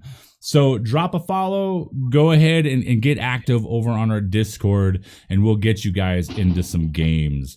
I need to check really quick the live thing. My lord, all the people that have followed, all the people that have dropped bits, thank you so very much. The love for this channel is real, and you guys are blowing me absolutely away. We're going to go ahead and do that last giveaway here, probably in about an hour and a half, hour and 20 minutes. That's about how much more time we have tonight. Most of our shows are about 3 hours long. So, without further ado, back to the story. As Talina was returning to the booth where Wiki is sitting and the still sobbing giant form of the Furbolg butler named Grillmesh, being trailed by Bezumin, the elf that she just met at the bar. Wiki, you see Talina approaching the booth, being trailed by this strange, unknown figure, an elf with copperish hair. What are you going to do, Talina? When I get over to the booth, because Grillmesh is sitting on like the edge, right? No, he's actually scooted himself in. Oh, okay. I'll go to the side where he's at. You have as much time as you need. Take time off to adjust to the loss of your brother. He turns to face you, and when he turns to face you, the table creaks and lifts up from his side. The plate, the quarter of a plate of this rare roast boar bacon begins to slide towards you, Wiki. You manage to snap it up and keep it from falling to the floor. As Grillmesh turns towards you, Talina, these great sobs are still racking him, not quite as frequently. You are too kind. And he reaches out and again with one arm pulls you up, but does not pull you to him. He pulls you up and sets you on to where your feet land on the cushioned chair or the cushioned booth that he is sitting in. I have never known friends like this. And he now kind of pulls himself to you and he says, he tries to whisper, but to both Wiki and Bezumin, you can hear this. I have a favor to ask. All right. He pulls back. I need someone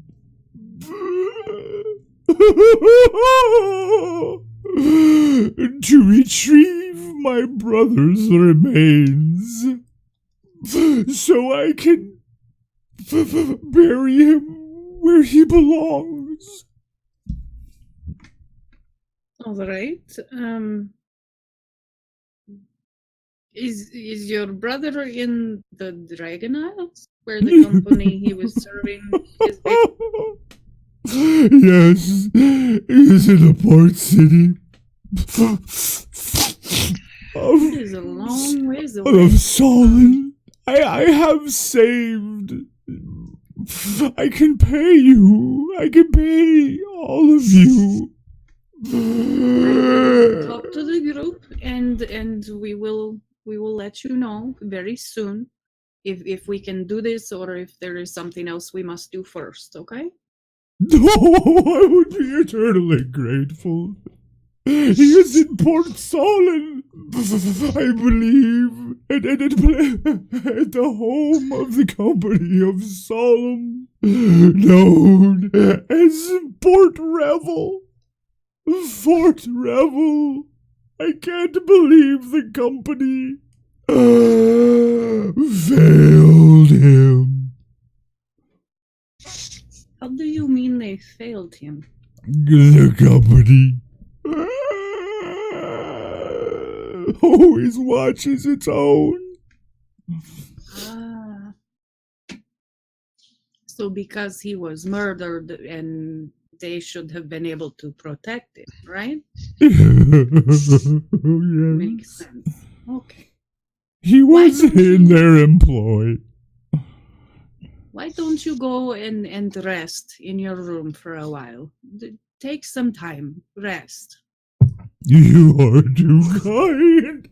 And he kind of waits for you to move away, and he slides out, and he turns in one last grand gesture. You on one side of the booth and Wiki on the other, his great furbolg arms reaching out. He grabs both of you and pulls you up over to him, your forms now held in his arms, his sobbing face between your shoulders, your feet and knees kind of in the bacon and all of that. You are indeed good friends. He plants a kiss on each of your foreheads and releases you back into the booth. And he turns and he begins to go upstairs. All right, I'm Before- gonna sit down then, and I'm gonna start eating some of this bacon that Wiki hasn't managed to devour all by himself because now I'm hungry. All right, Bezamun. Before he walks any farther, I'm going to put my left hand on his right shoulder and turn him around and tell him, I am terribly lost. And just give him the biggest hug you've ever had. When you do this, he doesn't necessarily fight it because he's in no real position to fight this sort of thing. But he sits there as you embrace him and say this. He kind of looks over at the booth at both Wiki and Talina.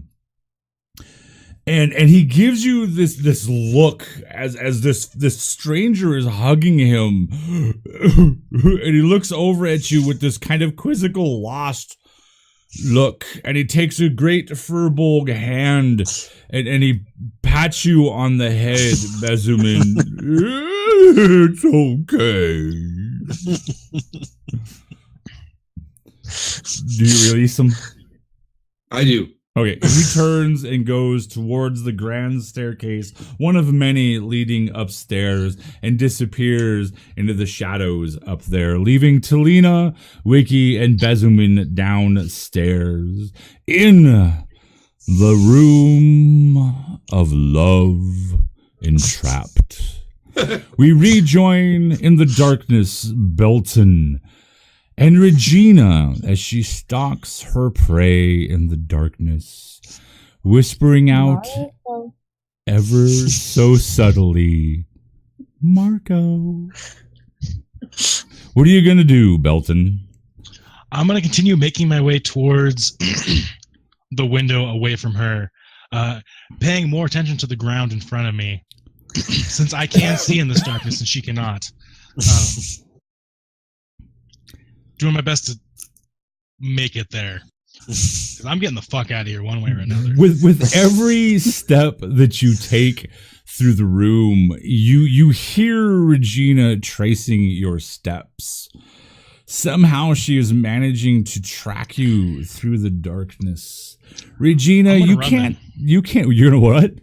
I'm gonna run then. I can see everything plain as day because I cast it with my sorcery points. All right. So, Regina, you hear Belton's footfalls quicken, and as he begins to cross the room with haste and speed, elongating the gap between the two of you. Your love is trying to once again escape. What are you going to do? Well, I hear that his pace is quickened, and it sounds like he's running from me, and I'm really confused. Why would you run from me? You're supposed to love me, Belton. Why would you do this? So I'm kind of tangled up in the sheet that was once on the bed. I don't think I need that anymore. I got to catch up. So I'm going for it. I'm going to get naked. And I'm going to follow his footsteps. All right. So Belton, even though you were running, somewhere behind you, you hear this satiny sound slide off of, and then the picture of Regina allowing the satin silk covers, the sheet that she was holding tight to her breast, fall away. This propels you forward, although her feet gain speed as well. I need each one of you to roll me an initiative so I can see who gains the upper hand at this point as far as reaction time. Probably not me. That's an 8. Ooh, Regina. 18. Ooh. I would like to point out she is completely blind at this point. And we made a mess of this room. I understand that, but you are also making quite a bit of noise, and so she's able to track the sound. You. Oh, I'm rolling good now. You bolt. Regina, you lunge forward, your hands out in the darkness, trying desperately to seize hold of your passion prize. Almost like a child at a fair winning that pink teddy bear. You want to wrap Belton in your arms and smother him with your love. Because he's so fluffy. But your foot in the darkness becomes slightly entangled in some kind of an apparatus on the floor. Roll me a dexterity save to see if you manage to maintain your footing. Remember, you do have a reroll. Okay. It's just my job as a DM to remind people of that.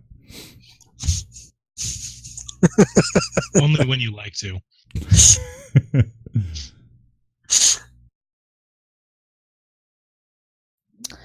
Well, I never did learn to be a fish, and I apparently can't handle that apparatus either. I rolled a 6. You rolled a 6. Ooh, that's nasty.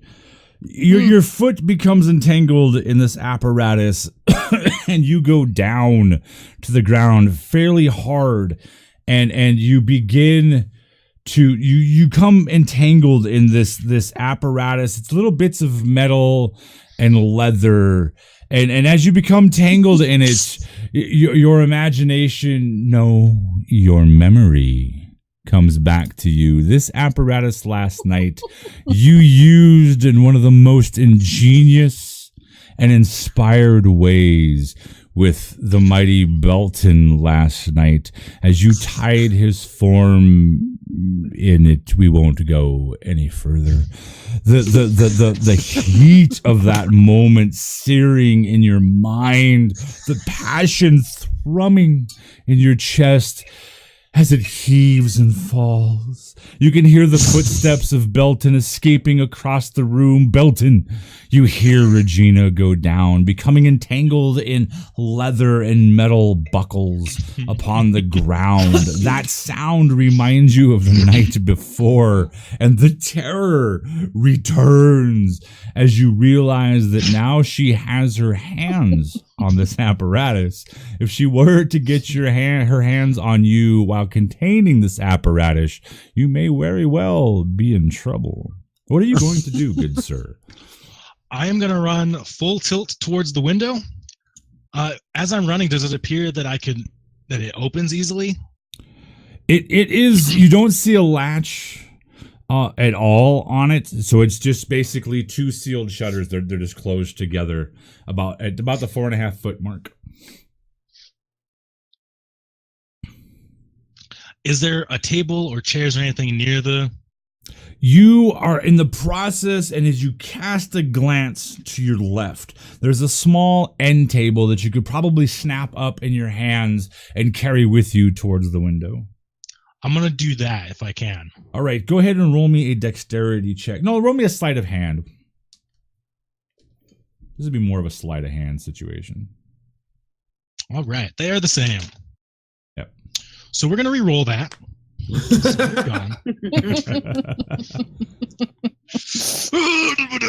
Oh, that's a little bit better. I guess that's going to be a 7.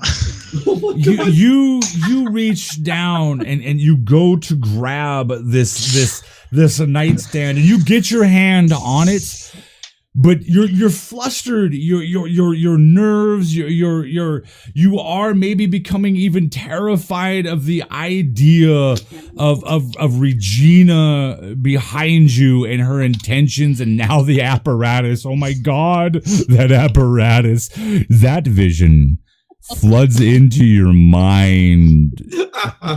You seem to have enjoyed it a lot more last night. The vision itself is terrifying and it causes you to lose your focus. And you twist around and your foot kind of hooks on the edge of the nightstand. Roll me a dexterity save to see if you manage to stay righted. No, you're grounded. You're not. You're grounded. You're coming here. That's going to be an 11.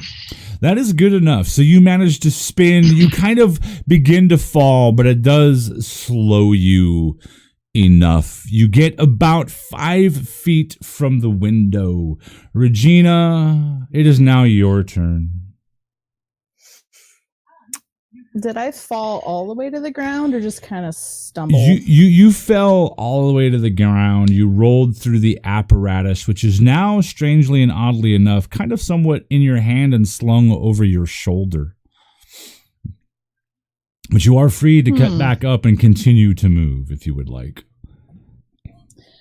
I am gonna get up, brush myself off a little bit. Marco. You hear this echo, this haunting sound behind you, Belton. Are you going to? So that's your action. You still have your movement. Are you going to try to close the distance with Belton? I am, and as I'm closing the distance, I'm gonna shift that apparatus a little bit and maybe make it jangle, make some noise. All right. So you hear this, Marco, and then the jangling of that apparatus, which reinforces the previous night's excitement and passion in your mind. You hear her footfalls close with you. Regina, I need you to make one more dexterity save as you try to find in the darkness your love. Okay. Remember, you do have a reroll.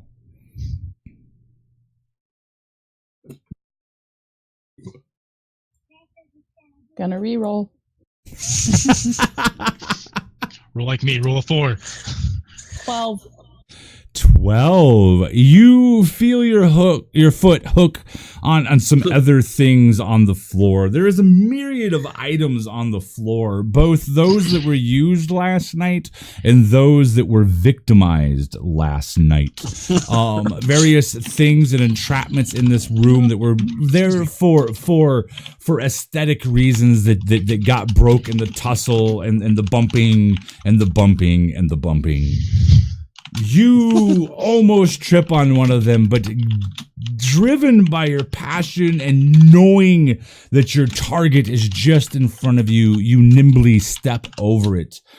You hear these footfalls, Belton, as right behind you, her breath, her heart fluttering in her chest, palpitating, her breath right behind you. You can feel the warmth of it escape her mouth and caress the base of your neck, which last night was quite pleasurable, not so much now. She has closed with you. She is within grabby range. But she's used her movement. She's used her action. It is now your turn, good sir. There's only one option left for me. So I've been I'm running full tilt at the window. You said I got about 5 feet away. I'm going to continue, and I'm going to do my best. That is down below, Pat, if you want to take a look down below. Okay. I'm going to do my best to run at the window, vault up, and try and slam through the window to get out of here. So you're carrying the nightstand. So you're going to throw the nightstand in front of you. Get the nightstand you did down? get the nightstand. Okay. You were rolling to see if you went down. Okay. You Then can, yes, you can I'm throw going the to- nightstand in front of you and then leap up off of Yes, that. then I'm going to do that. I thought I didn't quite get the nightstand. So yes, So I'm going you- to do that. I'm throw that down. You're gonna in front try of and the window. bowling ball through it. Yes. Alright. Oh my god.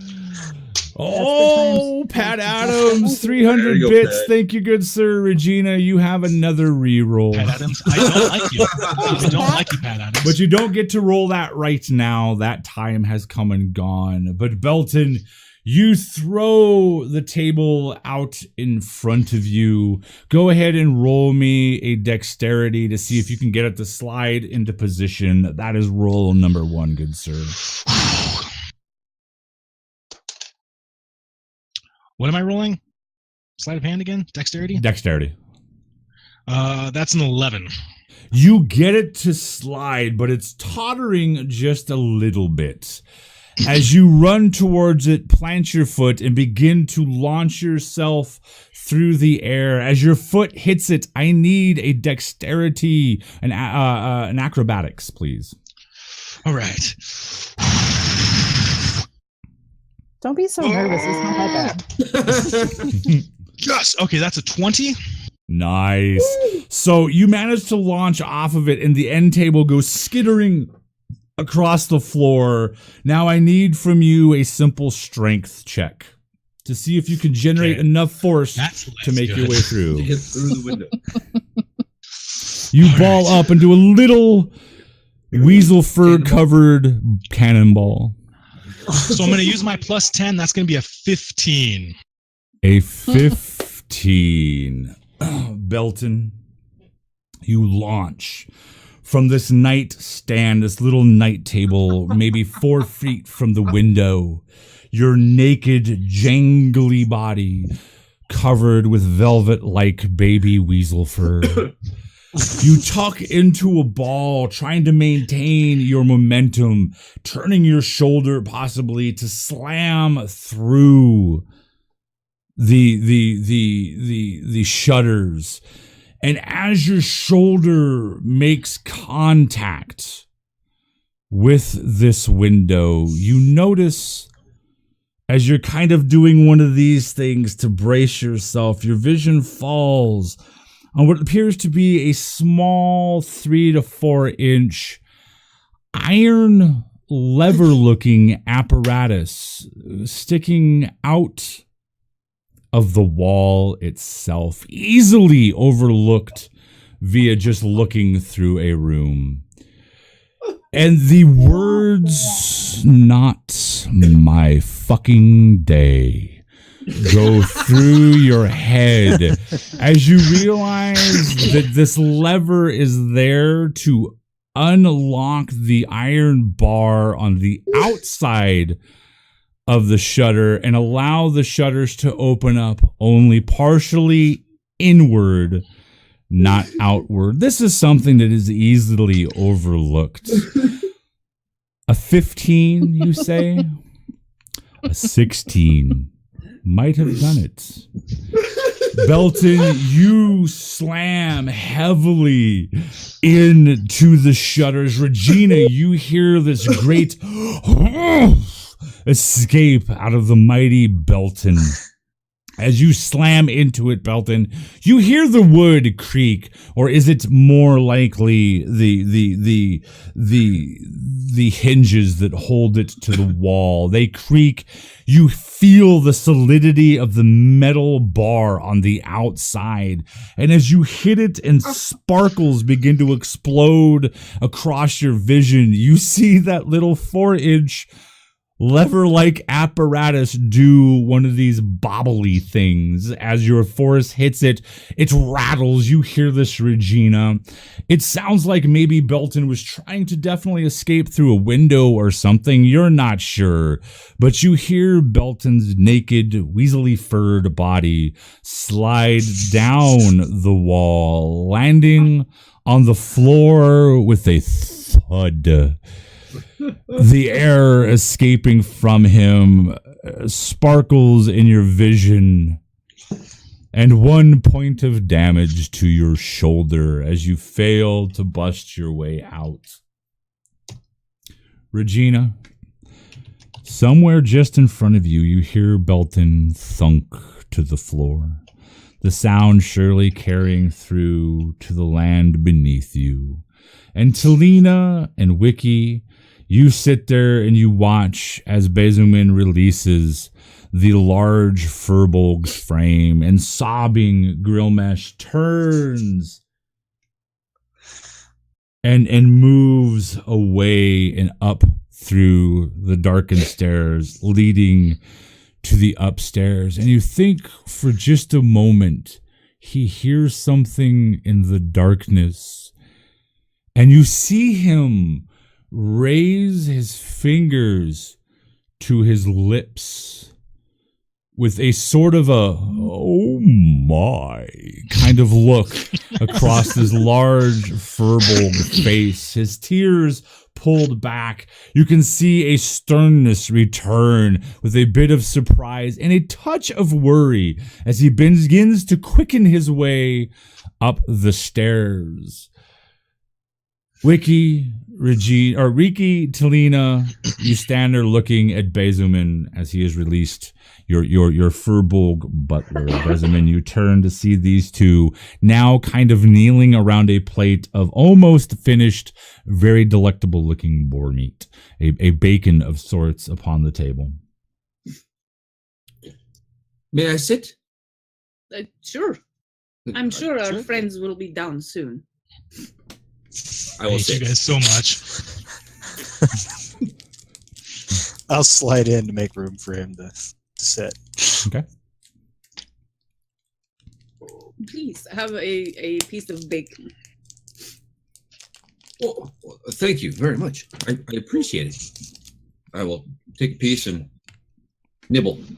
Absolutely the most incredible bacon you have ever tasted. Wiki, Mother Adamira sent this gentleman to find us. Oh. Did she have a message for us or something? Apparently, and a gift. As a matter of fact, and I'll pull out the box and set it on the table. He produces a small, dark wooden box. It's very reddish, almost a reddish black in color, very similar to the pine trees that grow around the Abbey of the Four Winds. You can see upon it, on each of the four corners, capping over the top, a familiar leaf motif done in silver with a leaf latch upon the box. The two of you, upon seeing it, go ahead and roll me a perception check.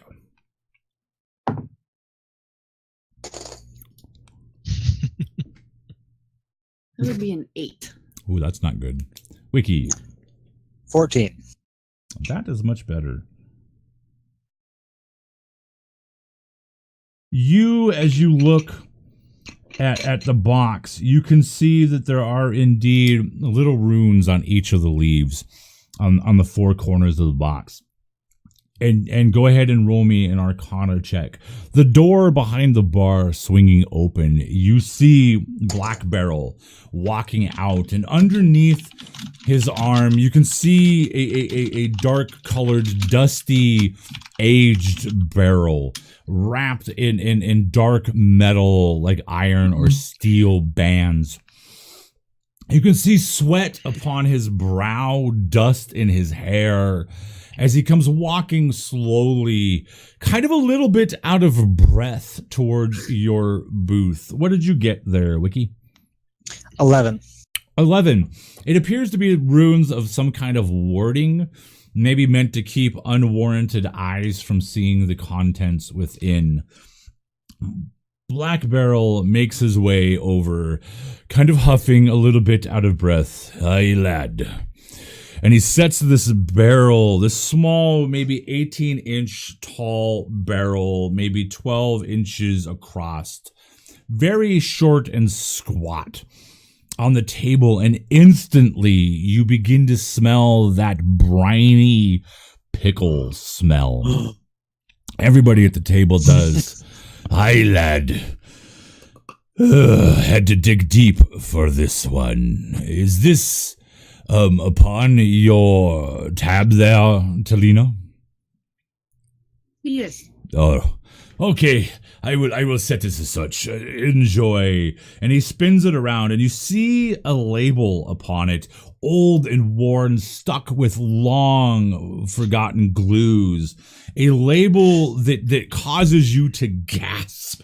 As a pickle connoisseur, there are no pickles in Atheln produced by a better or more renowned pickler than Dendaman. He is known as Dendaman the Pickle. He hails from the mighty city of Cason's Cross, a city that you're familiar with. But even there, these pickles are rare. Because the label reads Dendaman's Powerful Pickles. And it has a great, faded, bumpy, cucumbered looking pickle across the label. You can smell that deep brine, the pickliness. You can smell a bit of cider. You can smell dill and other herbs, garlic, and a slight pepper note underneath all of it. Your mouth begins to water. This little barrel of pickles easily would fetch 50 or 60 gold pieces to the right connoisseur, which in this case would be you. But these pickles are free to you because of your newfound friends. Sitting next to the barrel is a small handle that is used to pry open the top of the barrel if you would so like to do such. Oh, absolutely. You reach up with the hook, fit it underneath the lid to this barrel, and with a loud cracking sound, the wood stressing, the lid pops. This immediate area is flooded with the most delectable wickle kind of a smell. There's a heat. There's garlic, there's dill, there's cider, there's everything that you could possibly want. This isn't just a simple kosher pickle. This is a hot pickle. This pickle has a definite spice. And you see floating on the murky top, mixed in with all of these strange herbs and stuff. You see what you have learned in the past is a pepper known as the Rian Red. And you know that the heat on these pickles are indeed something to behold. You've only had one bite of one of these pickles in your entire life. But here sits a small, squat barrel containing 40, maybe 50 of these pickles. Each one worth at least a gold piece. Oh. I delicately reach in and grab one and taste. You see him reach in and he pulls out this exceedingly dark green pickle, shades going darker and then lighter, kind of striations through it. And you can see this briny liquid, very reddish in color, dripping off of it, bits of dill holding onto it. As Bezamin reaches in, pulls a pickle out, leans his head back, drops just the point of the pickle into his mouth, and with a very soft yet firm, crisp bite, you hear this as he bites into the pickle. Immediately, his eyes widen, and not out of the heat, although that is great, as a few beads begin to gather upon his brow. But a love of a connoisseur for something great and rare in this world, that of an artist who has just found his masterpiece. As he bites into this pickle, this scent floods the booth that you're currently in, replacing the smell of even the plate of a few pieces of bacon that remain. The heat is there as well, as you can feel this briny kind of warmth in your nostrils, even from the distance and even not having eaten any of these. This pickle, Bezamin, is definitely crafted by a god. It must be crafted by the gods above. The greatest pickle you have ever tasted. I will finish the pickle and then close the container. Okay. He finishes the pickle, each bite across his face. He's lost in each bite, as if each bite is a great story or a storyteller telling a tale, and each bite telling a different chapter, as he bites with a strange, almost unsettling or disturbing passion, the way he is enjoying this. And it calls your mind back to what you saw beginning to rumble between Regina and Belton last night, as they giggling skipped into the confines of the gilded nymph and disappeared upstairs. Bezemin finishes his pickle, a great look of relaxation and settling satisfaction upon his countenance. So, how were your travels here? I'm sorry? How are your travels here? Oh, yeah. Long, boring. Nothing exciting.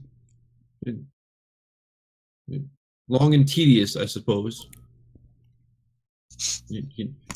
It's very hard to find a group of short-statured folk running together. I suppose, yeah. It's easy to overlook, you know what I mean. So funny. So was there a message with the box other than we are in some kind of trouble? No. Or was there? What was that? Was there Was there what? a message other than we are in great peril? Nope. That I should deliver. Just okay. that. Just that. That's what I thought. No, not that I'm aware of. No, I was just I was just given the task to deliver the box and let you know that you are in great peril and I should accompany you to help out. Oh, very nice. Then definitely enjoy the pickle. Oh, I shall. Would you like a taste? No, I will stick to the bacon for now. Are my you stomach's not very- sure? I want to try one. Maybe another time. Oh, good. Here you go. I'll reach over and take a pickle, and not knowing the heat, I'll just take a big old bite off the end of the pickle. Is Wiki susceptible to heat and peppers, or is he comfortable with heat? No, not at all. He's not accustomed to it. All right. So with no roll needed, the pickle touches your lips, and that's when you realize you may have indeed made a grand mistake, because immediately the spiciness covers with the liquid your bottom lip and then your top lip. Your teeth bite into it before you can stop, and the spices from these Rian red peppers goes up into your gums, and it feels literally as though your teeth are vibrating in their very sockets in your mouth. Sweat. You see Wiki almost as if he was at a Mongolian restaurant in a small town of Columbus, Ohio, misgauging the recipe. I remember this story. As the color drains out, it's an inside joke, folks. As the color drains out of, and I will tell it at the end of the stream, out of his skin, replaced by rivulets of sweat. It doesn't like bead up. It's almost immediately streams of sweat. His eyes growing wide with tears beginning to form on his bottom eyelids, and then a tear falls loose. Even that tear, Wiki, feels warm. You're holding this pickle in your mouth, and your mouth is on fire, and then it happens. A hiccup. And then another hiccup. What are you going to do, Wiki? I'm going to hand what's left of the pickle over to Bezemin. Bezemin, yes. Yeah. And go, not for me, thank you. I will take the pickle and be like, fair enough. Can I get a Too Constitution save, please, Wiki? Oh, that's not going to be good. You have a reroll. Yeah, why not? I'll use the reroll. I don't want to ruin the bacon on the table.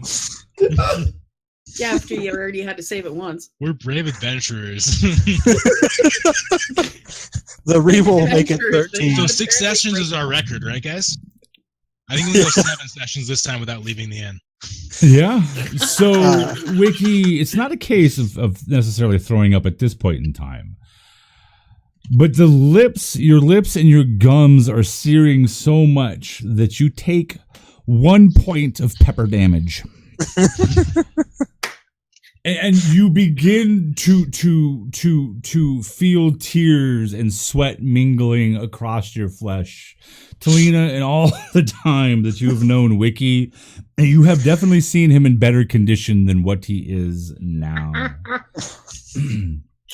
Regina, You probably never seen him hand food away either. in the darkness of the room, Pickle. it kind of begins to fade a little bit, and you begin to dial in on Belton, your target. His naked, exposed body crumpled down on the floor, his shoulder resting against the wall. You can see a bruise in the shadowy darkness already beginning to form on his shoulder. It appears that your love, the man that fans the flames of your passion, has hurt himself in a great and oh so heroic gesture to show you his commitment that no room can contain his passion. Belton, roll me a perception check.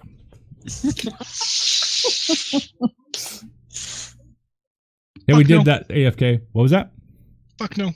No, what'd you roll? That's natural 1. Oh, good God. You are so focused on the naked form of Regina, and your eyes come to rest upon the apparatus in her hands. She sits there, gently tinkles it. Marco. What are you going to do, Regina? Can I visibly see at this point that he is actually slightly hurt? There's a light bruise on him, but you can also see other not so light bruises. Oh my. From the previous night's tryst.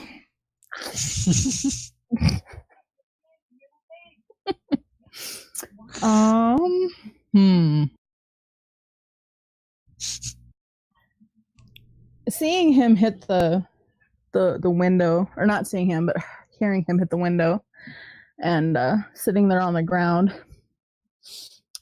he looks a bit vulnerable. Yes. So I'm just gonna continue on my trek over to him. I'm taking this that we're playing a game right now, so let's play. The lust-filled passion in Regina's eyes, Belton, definitely unsettles you. It sends a shiver down your spine. Not that she's a bad-looking lass, but you've shared far too many combative encounters, and you do not definitely view her that way. To a gnome, maybe she's attractive, maybe a drunk dwarf, but certainly not a halfling like you. You don't find her attractive at all, but she's approaching, and with apparatus in hand, she comes to the floor next to you and snuzzles in to your crook of your neck. the apparatus you can feel brushing against your naked frame, the leather and the cold metal buckles. What are you going to do, Belton? Can't hear you. Can't hear you. Oh, sorry, I was coughing earlier, or burping, one of the two. I'm going to shift away as much as I can from the apparatus. How much room is above the disco heart? Above the disco heart? Oh my god. There is maybe 6 inches between it and the hole that it came out of. Not enough for you to get in through. But It seems that this room was designed to contain passion, not allow it to leave. A Hotel California, if you will. Yes. So what I want to do, at least I'm going to lean away, and I'm going to look up at that. I'm going to whisper, "I'm sorry. I don't know what's going on." Snap my finger and Misty step up to there so I can hold on to the chain or the rope, whatever's holding the... With a snap of his fingers, Regina, once again, Belton slides from your embrace, appearing across the room. And as you kind of look around for him, your eyes follow up. And you see him with his legs wrapped and his arms wrapped around this giant crystal-encrusted, heart-filled and heart-shaped disco ball in the air, his back to you, his buttocks round and flexing as his legs grab around onto it. You can see a light dusting of that silky baby weasel-like fur on his back, that of a viral young halfling. He's holding on to it, casting a glance back at you. Both of you make me a perception check. Okay. God fucking damn it. So, Belton, what'd you get? So the Curse of Casmuk is back. That's another natural one. Oh my All right. god. And Regina, A 16. you hear heavy feet stop at the door, Regina. Belton, your head's pressed against the glass crystal heart-filled disco ball heart, and you're pressed up against it, and the way your arms and everything are wrapped, and it's pressing you into it, and you're holding on to it for dear life, because you know if you fall, she'll get you. She'll get you good. She's got the apparatus. Regina, you hear the little slot slide open on the door, and you see Grilmesh's eyes peering from the other side, landing upon you, and you can almost see him blushing as you're standing there in the room naked. He's unaware of where Belton is at. Is everything okay, my lady? Softly, he says this as if not trying to disturb you or your Belton. His words barely reach you. What do you reply? I look over at him at the slot in the door, Mhm. and then I look up at Belton. Everything's fine. Very well. If you need me, jangle the rope. And his eyes kind of, as he pulls away, looks up, and he sees 2 feet and 2 hands wrapped around the disco ball. And you think, obviously, for as long as he must have worked here, that he has seen it all. Except maybe this. Because you were standing there naked with this apparatus in hand. Belton is holding on to this thing, and he gets a strange, odd look upon his face. Oh my, as he slides it closed. You hear this click sound from the other side, Belton. You're not sure exactly what it is. But you're left in this room for the time being with Regina. I'm going to scream at the top of my lungs, save me! Firehawk, you get a re-roll, Belton, on one of your upcoming rolls, which very well may be coming up right now because you are very short in stature, and this heart that you are trying to save yourself by grabbing onto is very large. Your fingers, kind of like a rock climber on a treacherous finger or a path up a boulder or a rock cliff face. You are barely holding on, and when you take that deep breath to call out, your fingers begin to slip across the face of the heart, and your butt begins to sag, and you realize you were about to fall into her grip, down onto the bed, which you now remember somehow this apparatus clips into points on that bed and does hold onto a person rather handily and rather firmly. Go ahead and roll me a dexterity save, good sir. Fuck yeah, I do. That's an after 20. All right, you hold on, you scramble, and you see him doing this, Regina, as he scrambles up and holds on to this. He is right above the bed, so if you were to get on the bed, there would be about 4 feet between you and Belton's butt and feet. Bounce. Go ahead, if you would. Are you going to try and analyze the situation? What are you going to do, Regina? I'm going to look at him confused. Like, why aren't you playing? This isn't fun anymore. Like, I'm not having fun anymore. Get down here. And I'm going to stomp my foot. And Belton, this isn't funny. Get over here.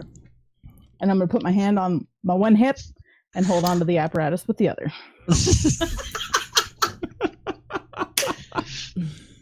Oh my gosh. Belton? No, it's not funny. I don't know what's going on. What happened yesterday? What happened last night?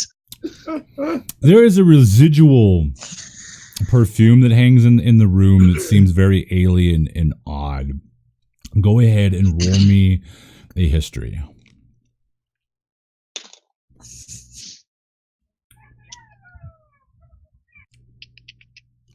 That's going to be an unnatural 20. Oh my god. You recall, strangely, seeping out of the depths and the recesses of your memory, you recall where you first smelled that perfume was standing outside of the Temple of the Lady of Shadows, where you had been dealing with a one Dreyfus at Fresha's temple, a fate spinner goddess, a trickster goddess, a goddess of the shadows. You remember standing outside, and strangely and oddly enough, you remember this perfume coming out, almost rising out of nowhere, surrounding you and Regina. And you feel almost nauseous to your stomach as your stomach begins to roll, because you can remember and replay where it began, and almost as if your life passing in front of your very eyes, every single passionate, love-filled, heated moment from the time that you were outside and you smelled this perfume, and your eyes cast a glance down, and dear God, there is a picture so gaily painted of you and Regina, you placing a kiss upon her cheek.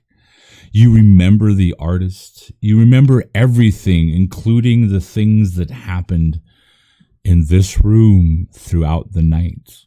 You are sure of it, been ensorcelled, and somehow this sorcery has fallen away from you, but continues to hold Regina in its grasp. Go ahead and roll me an Arcana. Okay, I should have been using this dice all night long, because that is going to be a 23. The word cursed rolls through your mind as you look down at Regina. And maybe as being friends, you actually momentarily feel for her, not in a love way, definitely not in a reciprocal way, not the way she feels about you, but as a friend, you realize that she is not in control of her own self. Downstairs, we rejoin Talina, Wiki, and Bezumin. Wiki sitting there, sweat pouring off of him, his flesh white. And you see Talina, a blister form on one of his lips, almost like a cold sore. And Wiki is sitting there, his eyes wide, face pale, sweat dripping, and he's beginning to tremble. And every second or so, a hiccup escaping him. Wiki, you don't feel so good. You feel flushed. The pain in your mouth intense. You can feel the heat tracing fingers up around your earlobes. Normally that kind of feeling might be enjoyable. Not now. It's just uncomfortable. Everything you touch the leather of the booth and it's uncomfortable. Everything is uncomfortable. You're distracted. You're agitated. As these hiccups continue to come, Talina, you see your friend in a bad way. Bezumin sitting next to Wiki. You see what these peppers. Obviously, this person is not part of this. Does not handle this. Can I because I grew up in an inn and I've been around different kinds of food and stuff. Can I do a check to see if maybe I know something that might help him in this situation? Go ahead and roll medicine. Yes, Bezumin. I'm gonna call the Black Barrel. Aye. Can we get some milk, maybe? 15. 15. Yeah, sugar, sweets, milk, that sort of stuff. Maybe breads, cheese, things that go the opposite of what? Because they brought out rolls with the bacon and stuff. Yeah. One of the rolls and hand it to him. What kind of milk would you like, lad? What do you have?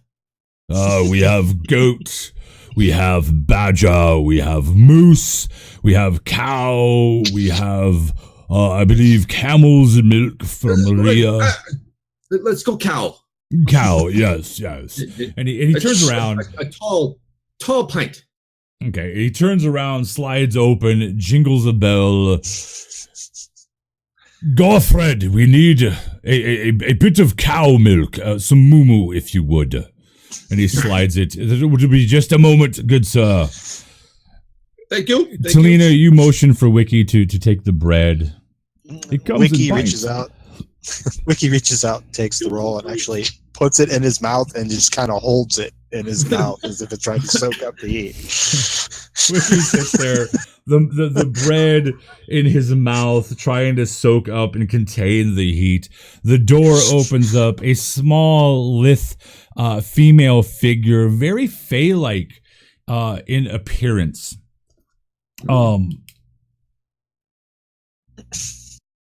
Exits out of the room. Her hair dark, hanging in braided rivulets with multicolored ribbons around it.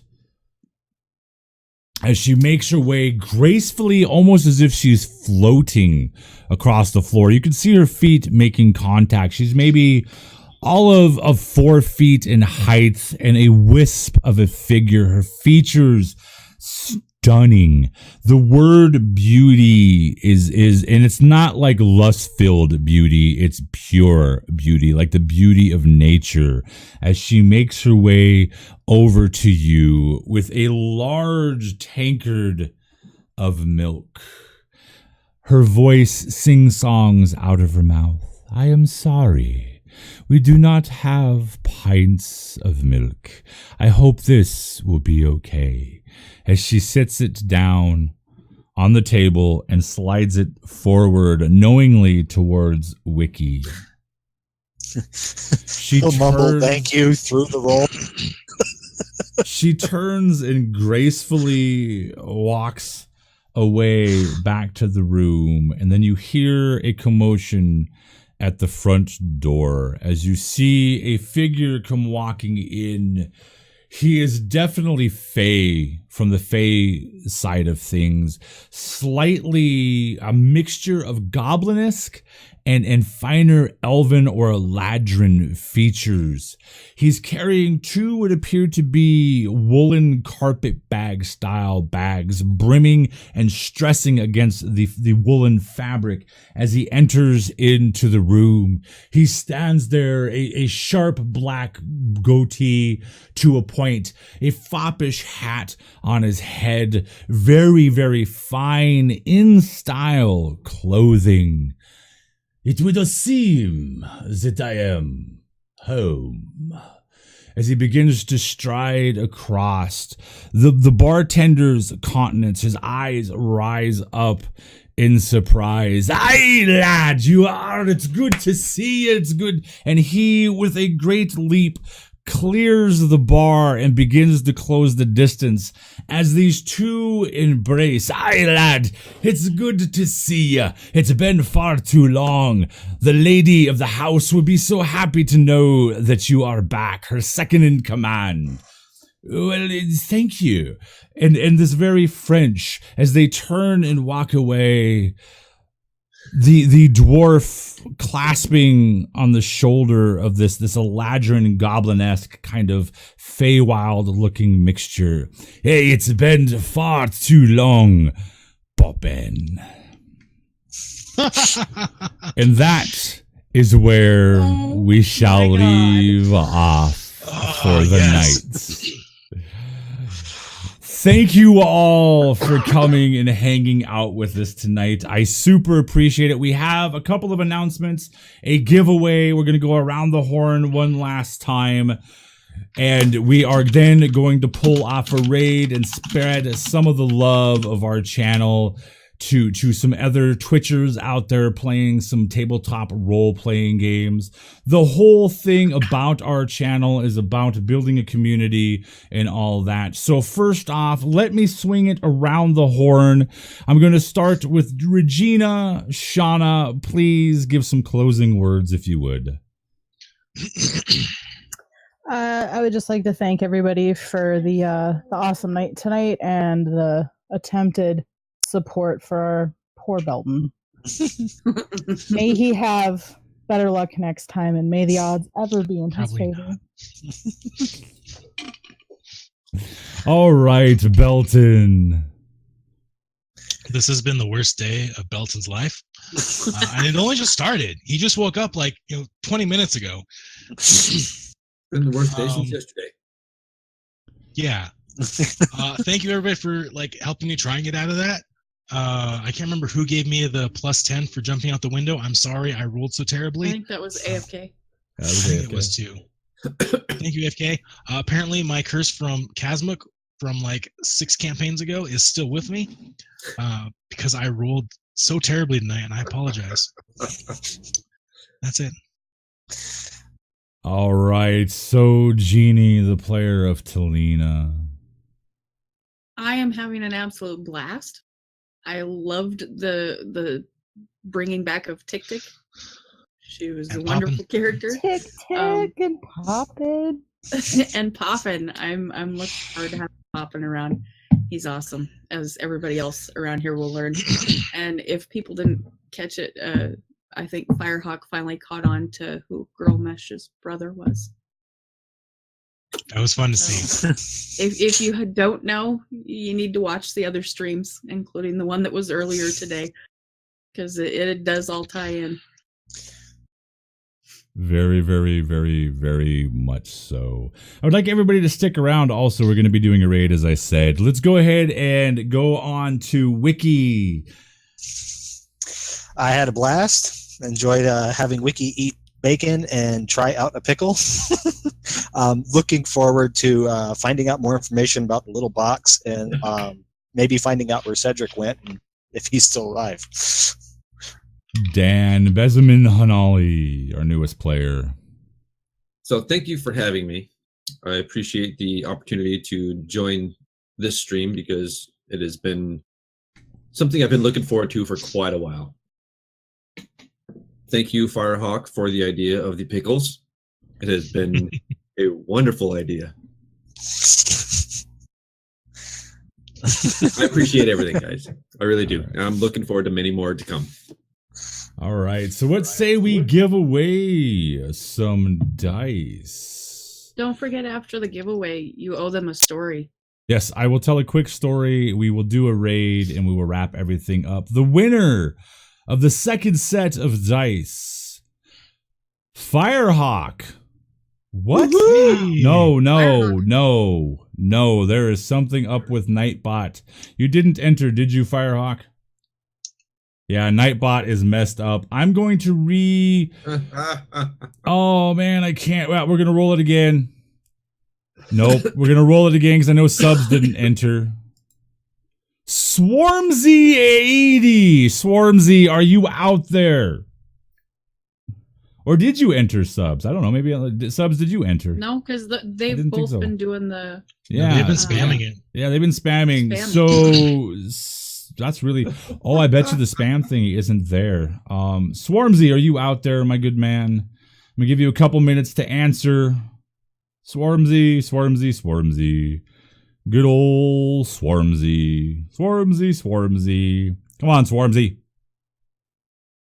Hey, there you go, my friend. Send me your shipping address, and we will get you out a set of dice. Another set, I believe. So we will get those out to you. Congratulations. Yes, so the story is that we went to Origins Gaming Convention like 14 years ago, and this good man here, Dan, the player of Bezemin, decided that he was going to follow me through the Mongolian buffet. I like hot stuff.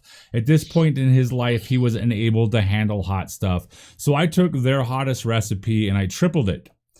So Dan, feeling that it would be okay for him, he halved what I did, which was basically half again what their hottest was. We went to sit down, and I believe we were having a chat with another gaming company. I want to say it was Alterac Entertainment Group, the guys who at the time were doing some really cool games.